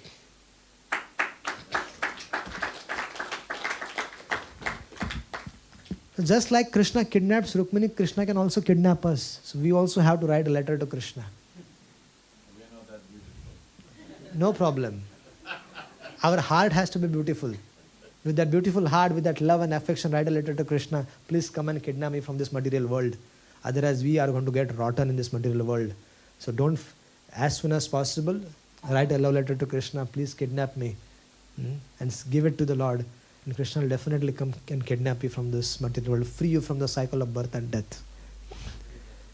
Huh? Yes. So when this situation was such that when Krishna kidnapped her and went, then this whole army of Shishupal and Jarasandh and everybody, they just, what happened? Where is Rukmini? And Rukmini is gone, and the whole army was behind Krishna. And you know what? Who came from behind? Thou, Balaram. He said, Krishna par attack karega tum log ki to? Krishna, Balaram was carrying one Akshauhini Sena with him. And that one Akshauhini Sena was sufficient to kill all these people. And the fierce battle took place. And Balaram was very unhappy with the whole situation, because Krishna did not report this to Balaram. He was just the whole thing, you know. But Balaram used his intelligence, and he came because he knew that something is going to happen. And then Krishna could have, Vatsalya was there. How he was thinking, how Krishna will fight all alone. And I don't want Krishna should get, I am there, let me fight with them. बच्चे लोग तो कांड करते रहते हैं, तो चलता रहता है इनका. So then Krishna said, you go, you rascal. Go, take Rukmini, go and go away. And then he fought with everybody. And he defeated. Baladeva's army defeated this. Yadava's, Baladeva's army, all the Akshauhini Senas, they defeated all the army of Jarasandha and everybody. And anyways, there are so much details is there between the marriage of Krishna and Rukmini. Then there was a pastimes of Samantaka jewel, that Krishna was blamed that Krishna stole the Samantaka jewel. Samantaka jewel was a very special jewel from which extraordinary amount of gold used to come out everyday basis.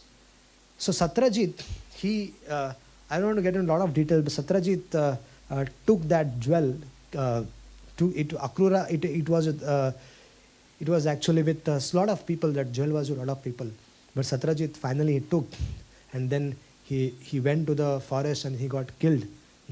And then that was taken by one of the tigers. Satyajit's brother took it, and then brother got killed by a lion, right? And then Krishna was doing investigation, and when they came to the investigation, that jewel was found with Jamavanta's daughter. She was Jamavanta's daughter. Their children were playing with that. And then Jamavanta was from Ramalila, Krishna's Lord Ramachandra's associate. So Jamavanta and Krishna, they were fighting over that Samantaka jewel for so many days.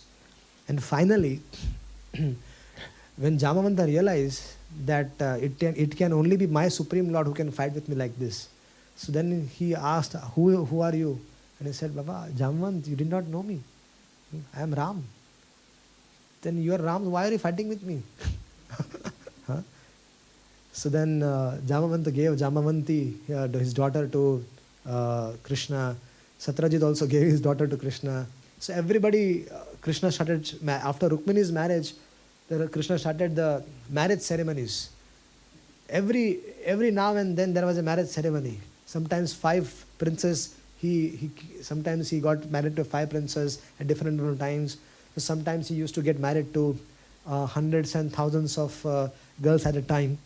So in summary, Krishna got married to 16,108 wives. He got married. The marriage was successful. And most of the marriages he had to fight. Every marriage where Krishna got married, every marriage there was some or other fight was going on. I think you fight before or you fight after. But Krishna's marriage means fight was there. So once what happened, Rukmini was serving Krishna very nicely. And Krishna decided that, let me joke with her. So Krishna said to Rukmini that, husband and wife, the relationship, there should be some, their happiness is in the jokes. So there should be some jokes between them. Not that they are very serious. They don't even look at each other's faces. This is not married life. Married life means there is happiness in the married life also. People don't know how to enjoy the married life. For small things they fight. For no reasons also they fight. Silly reasons. Tomorrow's seminar discussion is going to be all the subject matters. How to bring spice in the married life. In a good way. So, Krishna started saying to Rukmini, that Rukmini, why did you get married to me? You are getting the hand of Shishupal. Shishupal, no. I am who? I am a Gwala. I am a cowherd boy. And all the Kshatriyas, they actually, I have a very bad name among the Kshatriyas. They all call me Gwala, cowherd boy. So why did you get married to me? If you could have got married to Shishupal, your life could have been, when good fortune arises, then your fortune could have been arise if you got married to Shishupal. Now you are stuck with me. I am ranchod. I run from the battlefield also sometimes. And people accuse me with a lot of things. And then, wow, you can still, if you want, you can still go and get married to Shishupal. I have no problem. And then Rukmini, when she heard about this, Rukmini just fainted. What is Krishna saying? Why is Krishna saying this to me? So then Krishna, he caught hold of Rukmini, brought her back to consciousness, and said, I was just joking. You guys don't take jokes also. You don't know how to take jokes also. See, Krishna was telling Rukmini that this joking, husband and wife, they should joke with each other. That is the happiness in Grahastha ashram. Because all the time there is tension. So husband and wife, they should have such a loving and beautiful relationship that they should laugh with each other, they should joke with each other, and they should spend happy time with each other.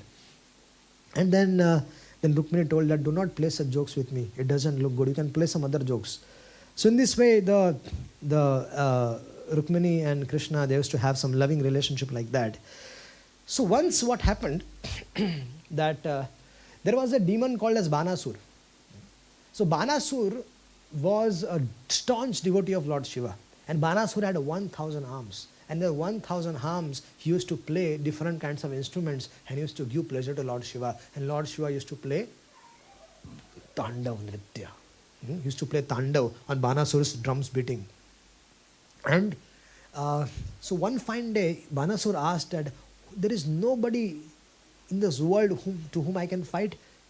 Oh Lord Shiva, I want to fight with someone. There is nobody in the world. And Lord Shiva told, no, don't worry. There is someone who is going to come and fight with you. And he's going to cut all your arms. So then once what happened, Banasur had a very beautiful daughter called as Usha. Now Usha, she was staying in a very protective environment in the house of Banasur.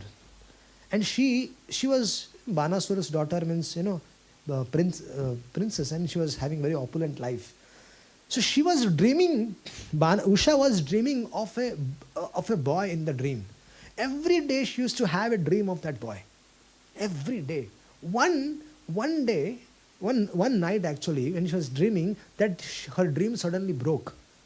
And she started to feel separation from that, because every day she was meeting that boy in the dream, and all of a sudden, once the dream broke, and she started to cry, and she was missing that person. So she called her friend Chitralekha. So Chitralekha was very such a good painter that she was able to paint any picture. So she was asking Usha to describe the beauty of that boy. And so she made the form of that boy, and she showed, this is the boy. He said, yes. So this, Chitralekha said, this is actually the son of Krishna, Aniruddha.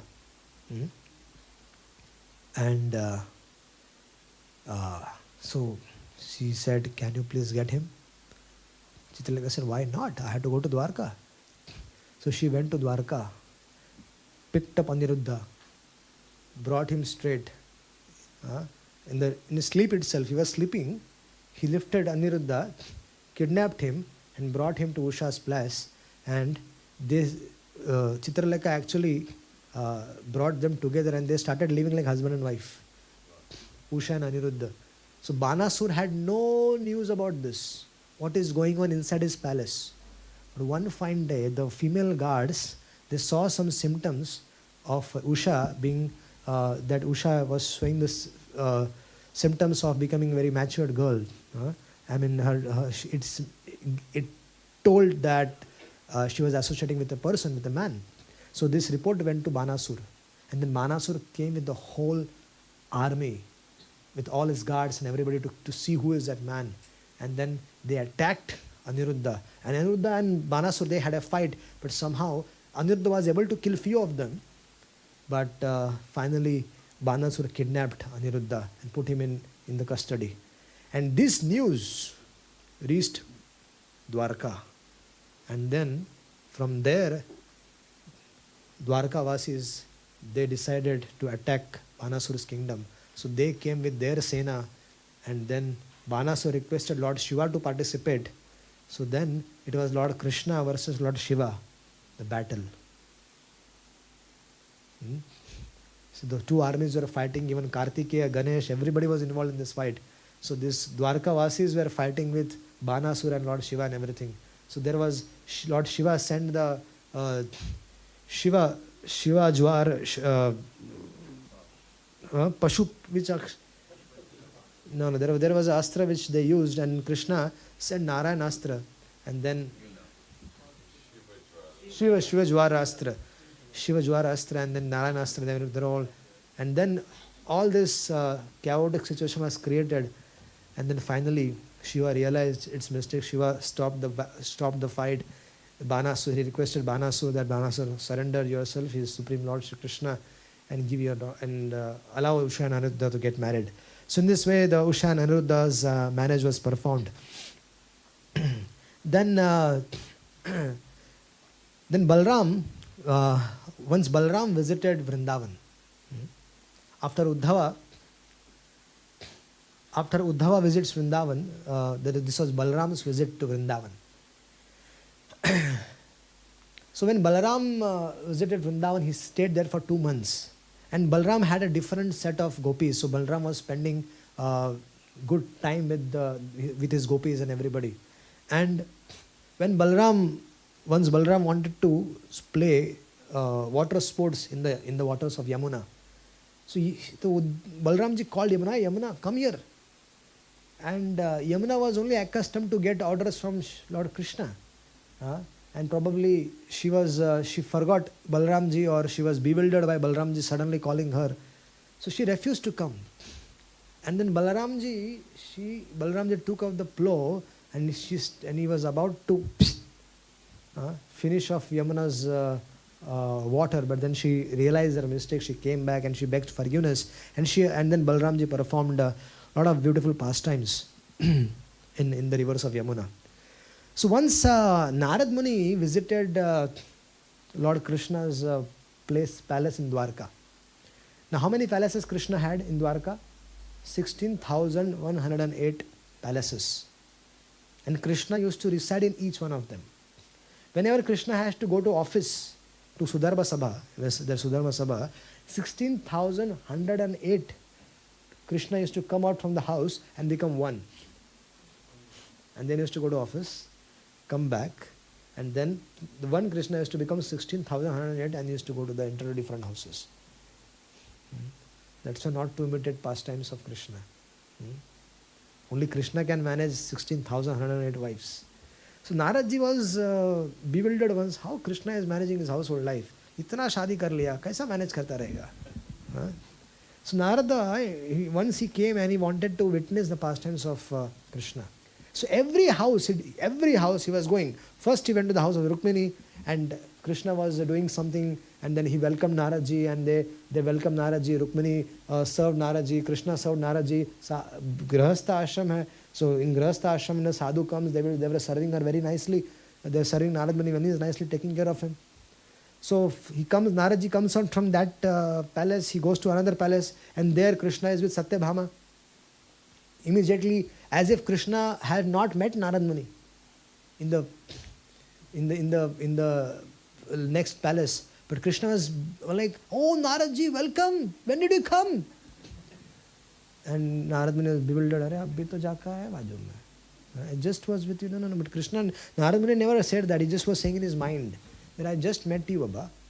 And that the third palace he got, Krishna again showing Resha, "Oh Naradji, when did you come?" Because Krishna was with his wives and Krishna wanted to make those wives, they had this loving relationship and such a relationship that Krishna was only theirs. That was their feeling and Krishna wanted to protect that feeling. That they were thinking that Krishna is only with that particular wife of her. Krishna was with everyone that only Krishna knew. So Krishna was spending time with each wife like that and was enjoying the household life. So Narad Muni went to each house. He went to actually 16,108 houses and he spent time with all. And he also was having some fun. In this way, Narad Muni, the Daksha Prajapati's curse does not apply to Narad Muni when he's in Dwarka and at the Holy Dham. So he spent all his time going to visiting different houses of Lord Krishna. So all these activities are given in detailed in the 10th canto of Srimad Bhagavatam. So further, there are the pastimes of Lord Balram going to pilgrimage. Lord Balram, he was when the Mahabharata war was declared. What happened was Duryodhana and Arjuna, they both decided to go to Dwarka and seek help. So what happened? Shakuni sent Duryodhana ki go and somehow or other get Krishna by your side. Or at least do something by which Balaram and Krishna, either they are out of the war or they are by your side. So do something. So Shakuni taught very nicely and Duryodhana, Mandabuddhi Duryodhani, he went and came to Dwarka. And Arjuna was already there. So Arjuna Duryodhana came and he sat next to Krishna and Arjuna came and sat at the lotus feet. So Krishna was sleeping. They came early morning, Krishna was sleeping and because the war was declared, everything was, all the preparations were going on, all the strategic planning were going on, which king to capture. When war has decided, war was agreed, so all both the parties, they were planning their strategies, planning their ways, how they can actually win this battle. So both they make their strategies. So both of their strategies was, with Krishna's, both of their strategies was common, that they wanted to Krishna on their side. So when Krishna woke up, he first saw Arjuna. And they said, and then the voice came from behind, "Thou, Krishna, maybe aaya hu. I am also here." And Krishna was surprised. "Oh, Mr. Duryodhan, what brings you to Dwarka? Have you lost your route? This is Dwarka." And then Duryodhana started saying that, Krishna, the battle has been decided. The day has been decided. So now the battle has to be fought. Right? So we wanted your support. You are associated with both of us. So we are here to seek your help. But Krishna said, "Duryodhana, you come a wrong place. I have no interest in this battle. That's why I have decided not to lift the weapon. So I am useless. What will you do with me? So Duryodhana was thinking, Hare, yaar, if Krishna is not going to pick up the weapon, then what is the use of Krishna? So Duryodhana, what have you decided? So Krishna said, but let me first ask Arjuna, because I saw Arjuna first, and Arjuna also you're younger. So let's Arjuna decide what he wants. So Krishna asked Arjuna, what do you want? In one side you have me, and I am not going to lift up the weapon. And on the other side, it is my Narayani Sena. So what do you want? So Arjuna said, what will I do with this Narayani Sena? I just want you. And Krishna said to Arjuna, are you sure? Do you want me? He said, yes, I want that you should become my Sarathi. You should become my chariot driver. And Duryodhana started to laugh. That Arjuna is a fool, number one. That he wanted a person who is not going to lift weapon, and he wanted Krishna to become his chariot driver. He doesn't get any position in the world that any chariot, other chariot driver, so he is getting Krishna as a chariot driver. So Duryodhana said, okay, Arjun, if you want Krishna, then I will take the Narayani Sena. Oh Krishna, you asked all the Narayani Sena to come with me. And Arjuna was okay. Duryodhana was very happy that he got Narayani Sena. So Balaramji, both of them, then they went to Balaramji. There was only two big personalities who could actually change the decisions or change the mode of this Mahabharata war. One was Krishna. Krishna was sorted. Now they went to Balaramji. So Balaramji, they heard the news from Duryodhana and Arjuna. They both went together to Balaramji, and they broke the news that it was decided that Krishna is going to become a chariot driver of Arjuna, and the Narayani Sena is going to come with Duryodhana. And then Balaram was puzzled. Oh my God. Because Balaram planned that to side by Duryodhana. Because Duryodhana was very affectionate towards Balaram, and Balaram also had a lot of affection for Duryodhana. And actually, Duryodhana was the disciple of Balaram. And Duryodhana's plan was that somehow or other, he will convince Balaram to come on his side. But now, because Krishna, it was initially agreed between Krishna and Balaram that they will not get involved with the battle. So Krishna agreed, Krishna said, okay, we'll see when the time comes. But Balaram was very clear, you don't get involved in this battle. This is battle between the Pandavas and the Kauravas. What is our business in this? Why are you getting involved? So we should both stay away from this. And Krishna said, okay, we'll see. But when this news broke out to Balaramji that Krishna has agreed to become the chariot driver of Arjuna, he became bewildered. Then he said, then I will have to go on a pilgrimage. Because Duryodhana said, why don't you fight on my side? Pagal hai kya? Krishna on one side, and Duryodhana's plan was Krishna on his side, you on my side. Then the battle will be a very interesting battle. They said no. Then he went and chastised Krishna. You nonsense, you purposely did this. We both should have stayed away from the marriage. And then Krishna clearly said to Duryodhana, Balaramji, I cannot leave Arjuna. Arjuna needs me and he's depending on me. He's my devotee, he's my friend, he's my everything. I cannot leave Arjuna in this. So I decided to become his chariot driver. What is your plan, thou? What is my plan? I decided to go on pilgrimage. So both of them, they had this agreement, and then thou, he was not willing to go on a pilgrimage, but situation was such that if he was there, he could have get dragged in the battle. So, and he doesn't want to face Krishna because Duryodhana was very dear to him, and he didn't want to face Krishna in the battle. So Daurji decided to go on a pilgrimage. Then there was a great devotee friend of Krishna whom Krishna met when he was in Sandipani Muni's house, Sudama. Now Sudama was such a great personality Now there are two categories of devotees, dear friends. One is the category of Prahlad Maharaj, another is the category of Sudama. The devotees who are in the category of Prahlad Maharaj, they, for them, they have opulence or they don't have opulence in their life, it doesn't matter to them. They will engage everything in the Krishna service. But there are devotees like Sudama who constantly pray to Krishna that they don't want opulence in their life. They want to stay as like very mendicant persons, like beggars. Because they think that if the opulence come to them, that will disturb their remembrance of Krishna. And that's why Sudamaji always prayed that he remained as a mendicant sadhu. Although he was married, but he was more than a sannyasi. So when Sudama's situation was such, there was no food to eat in the house. And Sudama had children, Sudama had a wife, and they were also suffering.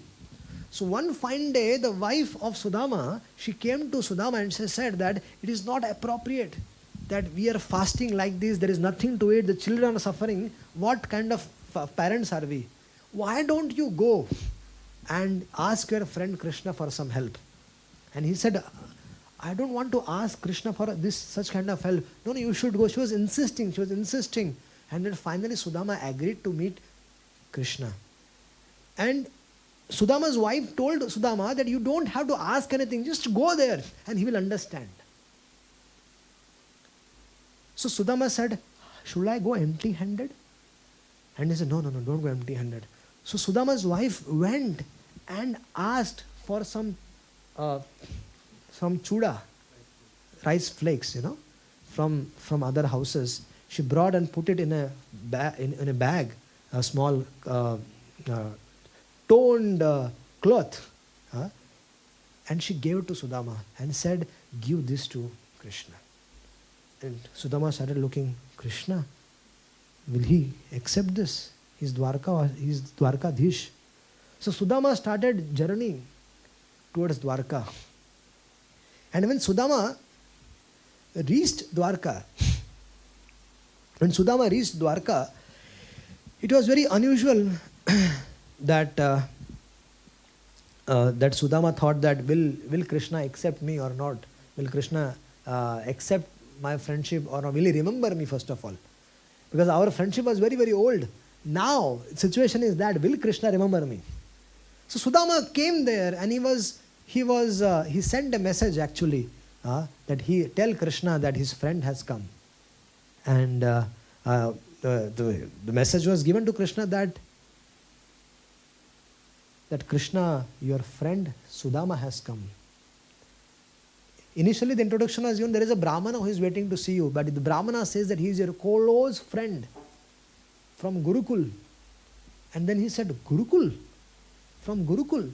Who? And then he said, the name is Sudama.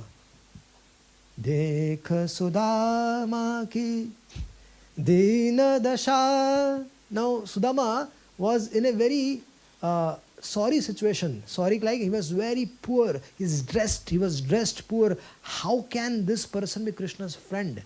That was a question to these people.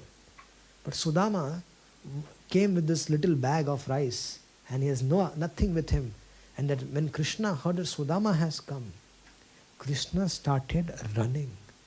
He was in the midst of his wives and everybody, and Krishna, as soon as he saw Sudama has come, Krishna left everything and Krishna started running, and all his clothes and all his garments started to come out from and Krishna started running. No chappals, nothing. He was running like anything. And when he went out the door and he saw Sudama, he saw Sudama and Krishna embraced him. And then Sudama told Krishna that I have seen you, I have met you, now I am happy, I wish to go back from here. And Krishna said, are you mad? Why do you go back? You're my friend, come inside, let all this goddess of fortune get some, you should bestow your mercy on them. They will get some sukruti by serving you. Krishna is telling to Sudama that this goddess of fortunes, Rukmini and all, they will get some sukruti by serving you. Brahmana like you should come inside, come home. And then Sudama was refusing, but finally, Krishna insisted and Sudama agreed. And then Krishna arranged for a grand welcome for Sudama. And then Krishna made Sudama sit on a chariot, took him inside, and then Krishna made him sit on his own bed. And then Krishna sat down. He brought the vessels to wash his lotus feet, and Krishna started washing his lotus feet. And when Krishna was washing his lotus feet, he saw all the, how Sudama's feet were, because he was walking barefoot, and all his feet were swollen, and it had a lot of nails in it, that thorns which were pierced in the leg of Sudama, and that was very painful. And Krishna was taking out each and every thorn which was inside. And then Krishna started washing the lotus feet of Sudama with his eyes. While he was doing that Krishna started to cry, and that bindu, the drops of water coming from the eyes of Krishna, it fell on Sudama's lotus feet, and Krishna was washing the lotus feet of, and all the Rukmini and all, they were so amazed, who is this? And then, it is all your good fortune, serve this Brahmana. So all of them, they started serving. And someone was fanning, someone was doing this. So all 16,108 wives were all together serving Sudama. And Krishna personally gave Sudama a bath, and then he personally served him, fed him nicely, and then gave him a nice place to sleep.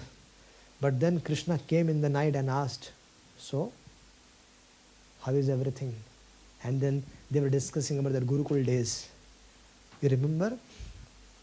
We did this, we did that, so many things happened. And remember in the forest, once we went, and it was heavy rain, and then we both got stuck, and then you had prasadam without even telling me, without even sharing with me. You had that food which was given by mother, our Guru Ma, and you had that without even telling me. And Sudama, yeah, now you remember all these things, You're embarrassing me in front of all your wives. No, I was just joking with you. And then what did you do after you came out from Gurukul?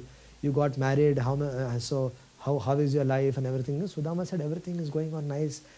Everything is first class, children are happy and everything. Sudama never asked anything from Krishna. And Krishna was also ashamed. Krishna also never gave anything to Sudama in front. Because Krishna was ashamed. Then what should I give Sudama? Sudama was such a devotee, he never asked for any opulence in his life. He was performing unalloyed devotional service. He was like an Akinchan Premi Bhakta. And he did not ask out of shame.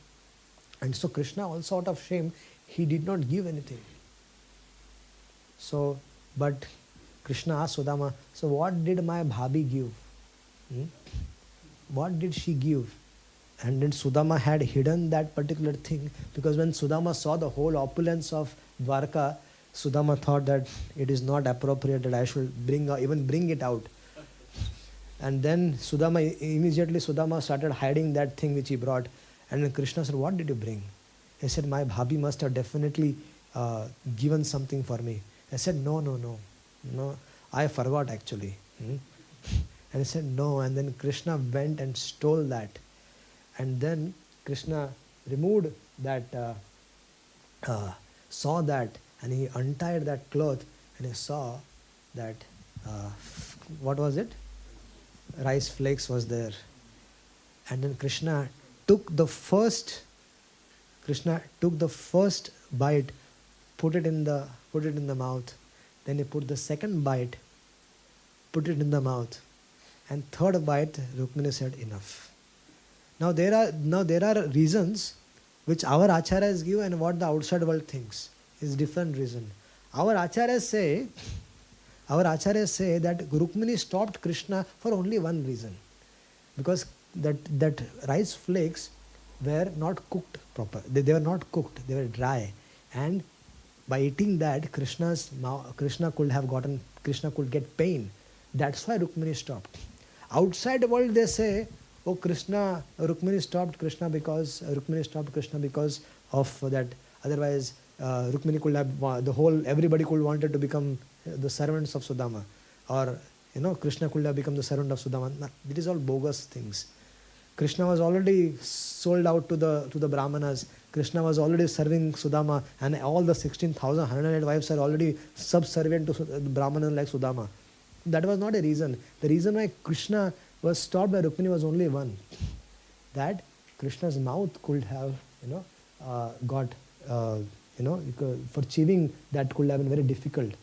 So then what did they do? They stole that from, Rukmini stole that from Krishna after eating 2 bites. And Rukmini and all the 16,108 wives, they shared that. So imagine, when we offer something to Krishna, what happens to it? Everybody shares it. Everybody shares it. So that that is the glories of devotional service. So Sudama waved goodbye to his friend, and Sudama started walking back towards his own place. And Krishna, he was thanking Krishna that, thank you Krishna, that you did not give me anything. You protected me. And he was thinking that good Krishna did not give me anything. Otherwise I could have become puffed up and I could have forgot. I could have, forgot because of that opulence. I could forget Krishna. So it's good that Krishna did not give me anything. But when Sudama reached his own abode, in his own house, there was a big palace just like Dwarka. So Sudama started thinking, have I come back to Dwarka? What is wrong? Am I back in Dwarka? And then he saw his wife and children coming out. But this wife, he was not able to recognize her because they're all wearing opulent clothes and everything. And Sudama was not able to recognize, who is it? Looks like my wife. But why is she here why is she in Dwarka? And then he saw the whole village, all the villagers and all, they all came out and they all thanked Sudamaji, because while Krishna was eating that morsel of food, he was crying. He said, Baba, he went out of his way.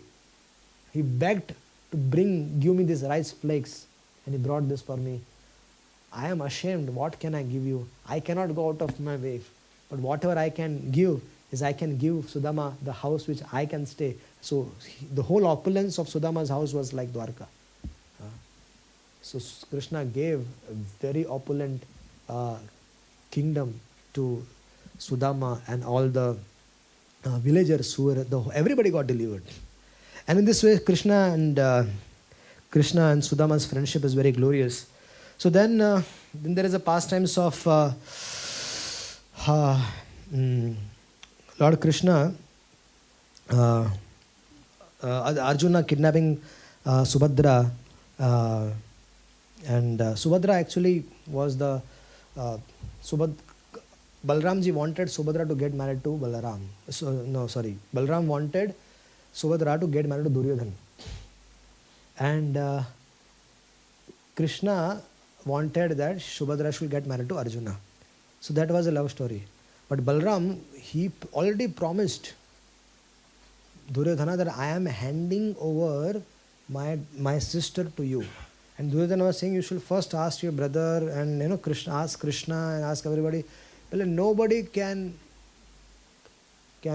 cut my words. If I am saying Subhadra is yours, Subhadra is yours. And then when Balaram came to Dwarka and he informed everybody that I have finalized the marriage of Subhadra with Duryodhana. And Krishna said, oh my God, thou aisa kyun karta hai? Why is thou like that? Thou asked Krishna, are you okay with the marriage?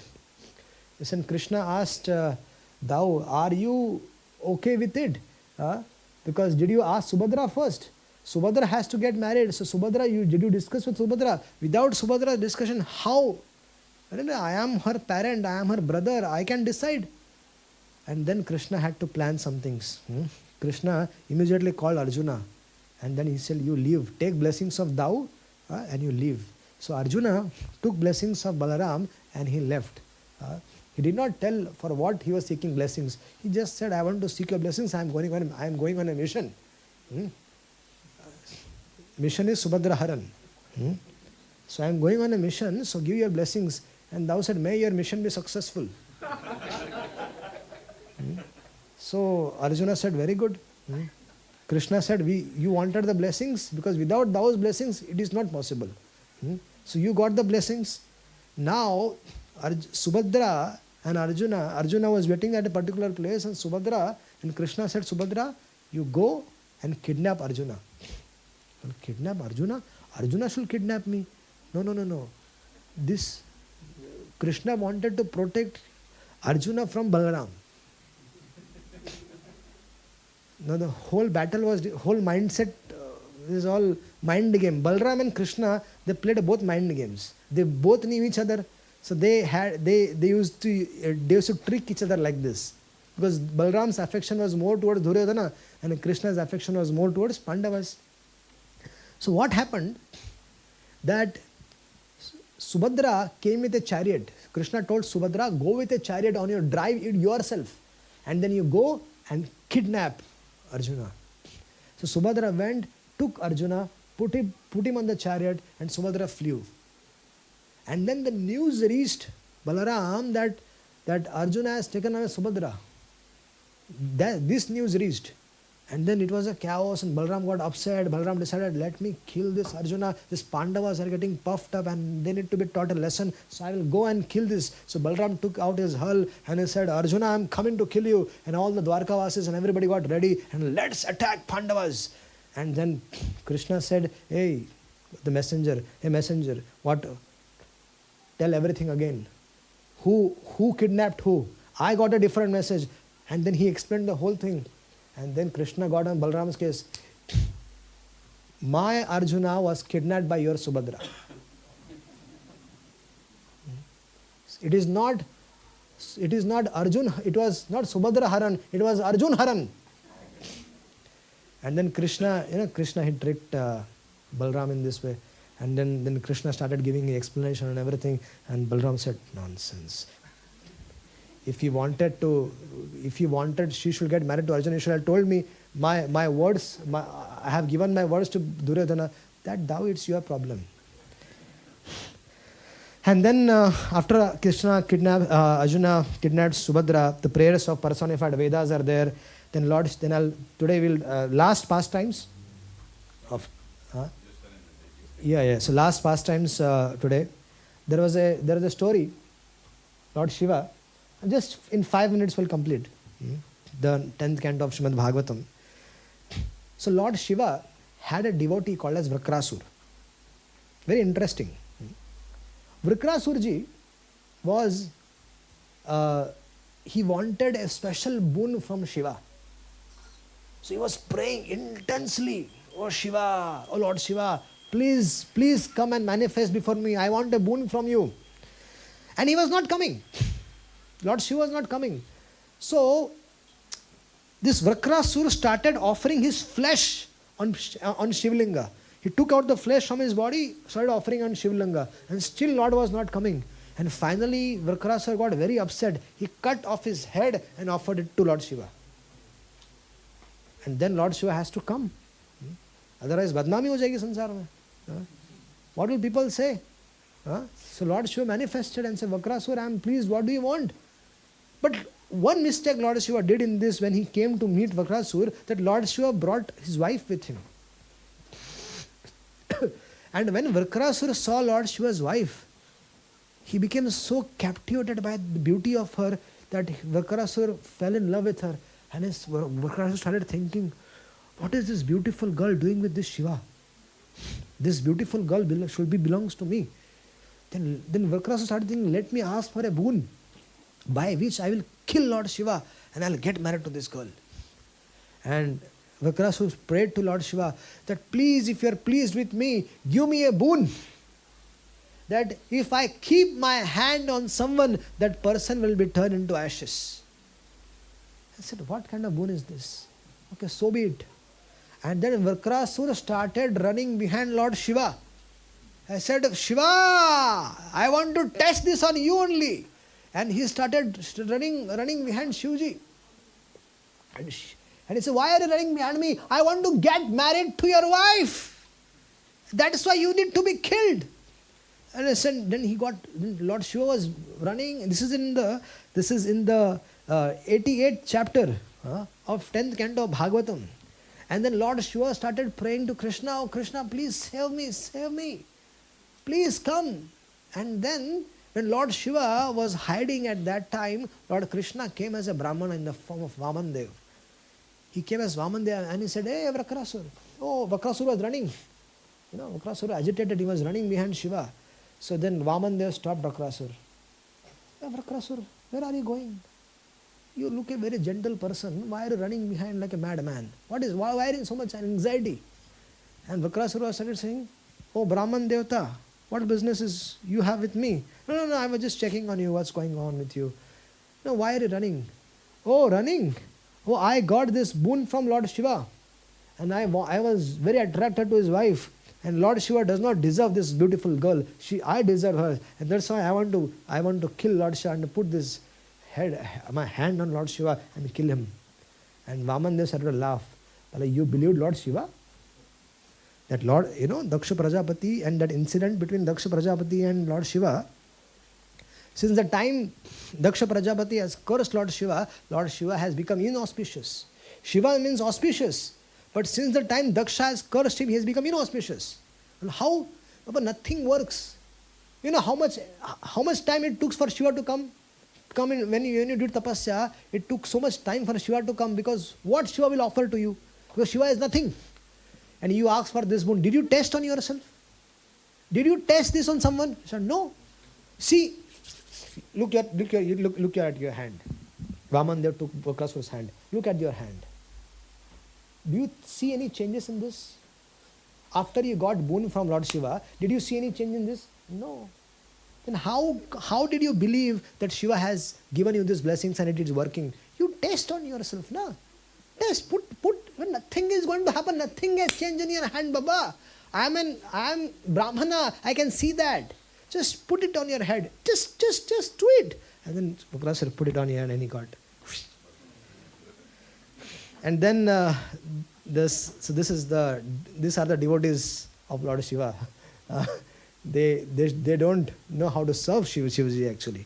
Then there was a pastimes of how Krishna retrieves the son of the Brahmanas. So Arjuna and Krishna, they went and actually Mahavishnu, it used to kidnap a son of a Brahmana. Every time the child was born, Mahavishnu used to kidnap that. And Arjuna was not able to figure out. And Arjuna promised the Brahmana, I will get back the son. So Krishna told, do you know where are the sons? How will you get them back? तुम लोग यदुवंशियों को यार बोलने से पहले कुछ नियाज करना चाहिए, देखना चाहिए ना क्या बोल रहे हो. You promised that Brahmana that you will get back. However, from where will you get back? So Krishna and Arjuna went everywhere and did not find the sons. Finally, they went to Mahavishnu and all the sons were with Mahavishnu. And because Lord Mahavishnu wanted to see Arjuna and Krishna together, that's why this plan was made. So these are the 10th cantos. Is big mysterious and it is long and elaborate subject matter. We did not do justice to this subject matter, but we tried our best to do what we can. And a lot of pastimes were touched and a lot of pastimes were left away. So please forgive us. So thank you so much. Hare Krishna.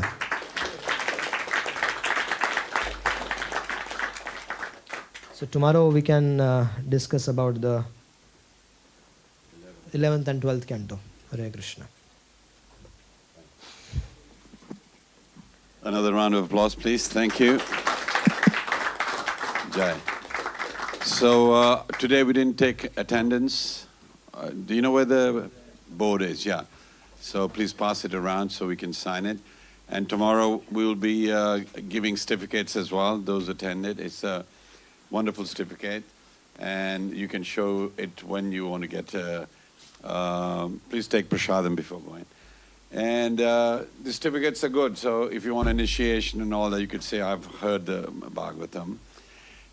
It's a progress. And we would, tomorrow, we'll be saying goodbye from the temple, but you're going on Sunday morning to be at the manor. Tomorrow we have a busy schedule. How many people have decided to come to the Lemon Spa Rath Yatra, which is in a car park? Raise of hands, yeah. Because they asked me how many devotees will be there so they can make prasad. I said about 15, yeah. Okay, so that's good. And then how many people are there for the workshop later on? It's called marriage tuning. Or is it tuning or tune-up? Tune-up, is it? So, and the venue is the Harp Place. Now this is Widrington Road. You go right till the end and then you turn left, Sandy Lane. On there's Harp Place. We just finished. I said, we just finished. You come for the Bhagavatam? I got stuck in All right. I was thinking, he wants us to repeat. Could you repeat all that again for him? Karishya vachanam tava. And so it's Harp Place. You'll go there and you can ask us later on, so we'll let you know. It's wonderful you're coming, please. Later on, it'll be Brajsundar Prabhu and Guru Sevak. I think you'll be convening, facilitating, or just Brajsundar, the workshop. Yeah. But then later on, if anybody has questions or follow-up, you'll be doing it, yeah? Can be. No, what I mean there's a program tomorrow, but later on, if somebody wants to do that, so Guru Sevak, you take the responsibility of if they have any queries and all. But you got it. Somebody's got to take it up. Yeah. So, and then tomorrow's Bhagavatam is again from 7 o'clock till 9 o'clock, and there'll be prasadam. And those who are doing workshop, there'll be prasadam as well. Simple prasadam, but that's what it is. Please remember, those who have enjoyed it, I did make a request. You should always give some donation to the speaker. And you're returning to Bharat on Tuesday or something, Wednesday? Yes. Yeah, going back to his family there. And give him a big round of applause for coming all the way to Coventry.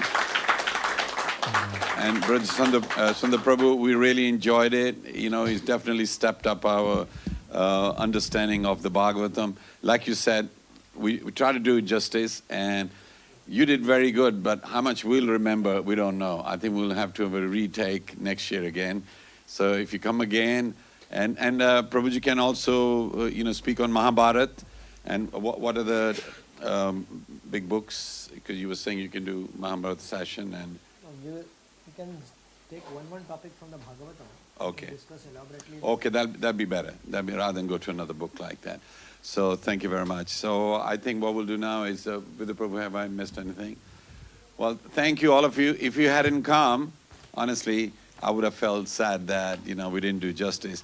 But thank you for making the time. You come every evening and brought the children. And round of applause for the children. They sat and, so now we would like to sing Namaste Narasingha. So who's going to sing that? Chaitanya? Okay, we'll all sing together. Namaste Narasimhaya Praladadayane Hiranyakashipurvakshaha Shilatankanakalaye Ito Narasimha Parato Narasimho Yato yami tato Narasimho Bahi Narasimha Hridaye Narasimha Narasimha Madhim Sharanam Prapade Tava Kara Kamalavare Natham Adhuta Shingaya Dalita Hiranyakashipu Tanu Bringa Keshavadrita Narahari Rupa Jai Jagadisha Hare Jai Jagadisha Hare Jai Jagadisha Hare Keshavadrita Narahari Rupa Jai Jagadisha Hare Jai Jagadisha Hare Jai Jagadisha Hare Jayo Narasimha Dev Jayo Narasimha Dev Jayo Narasimha Dev Jayo Narasimha Dev जय प्रहलाद महाराज जय प्रहलाद महाराज जय प्रहलाद महाराज जय प्रहलाद महाराज जय प्रभुपदा प्रभुपदा जय प्रभुपदा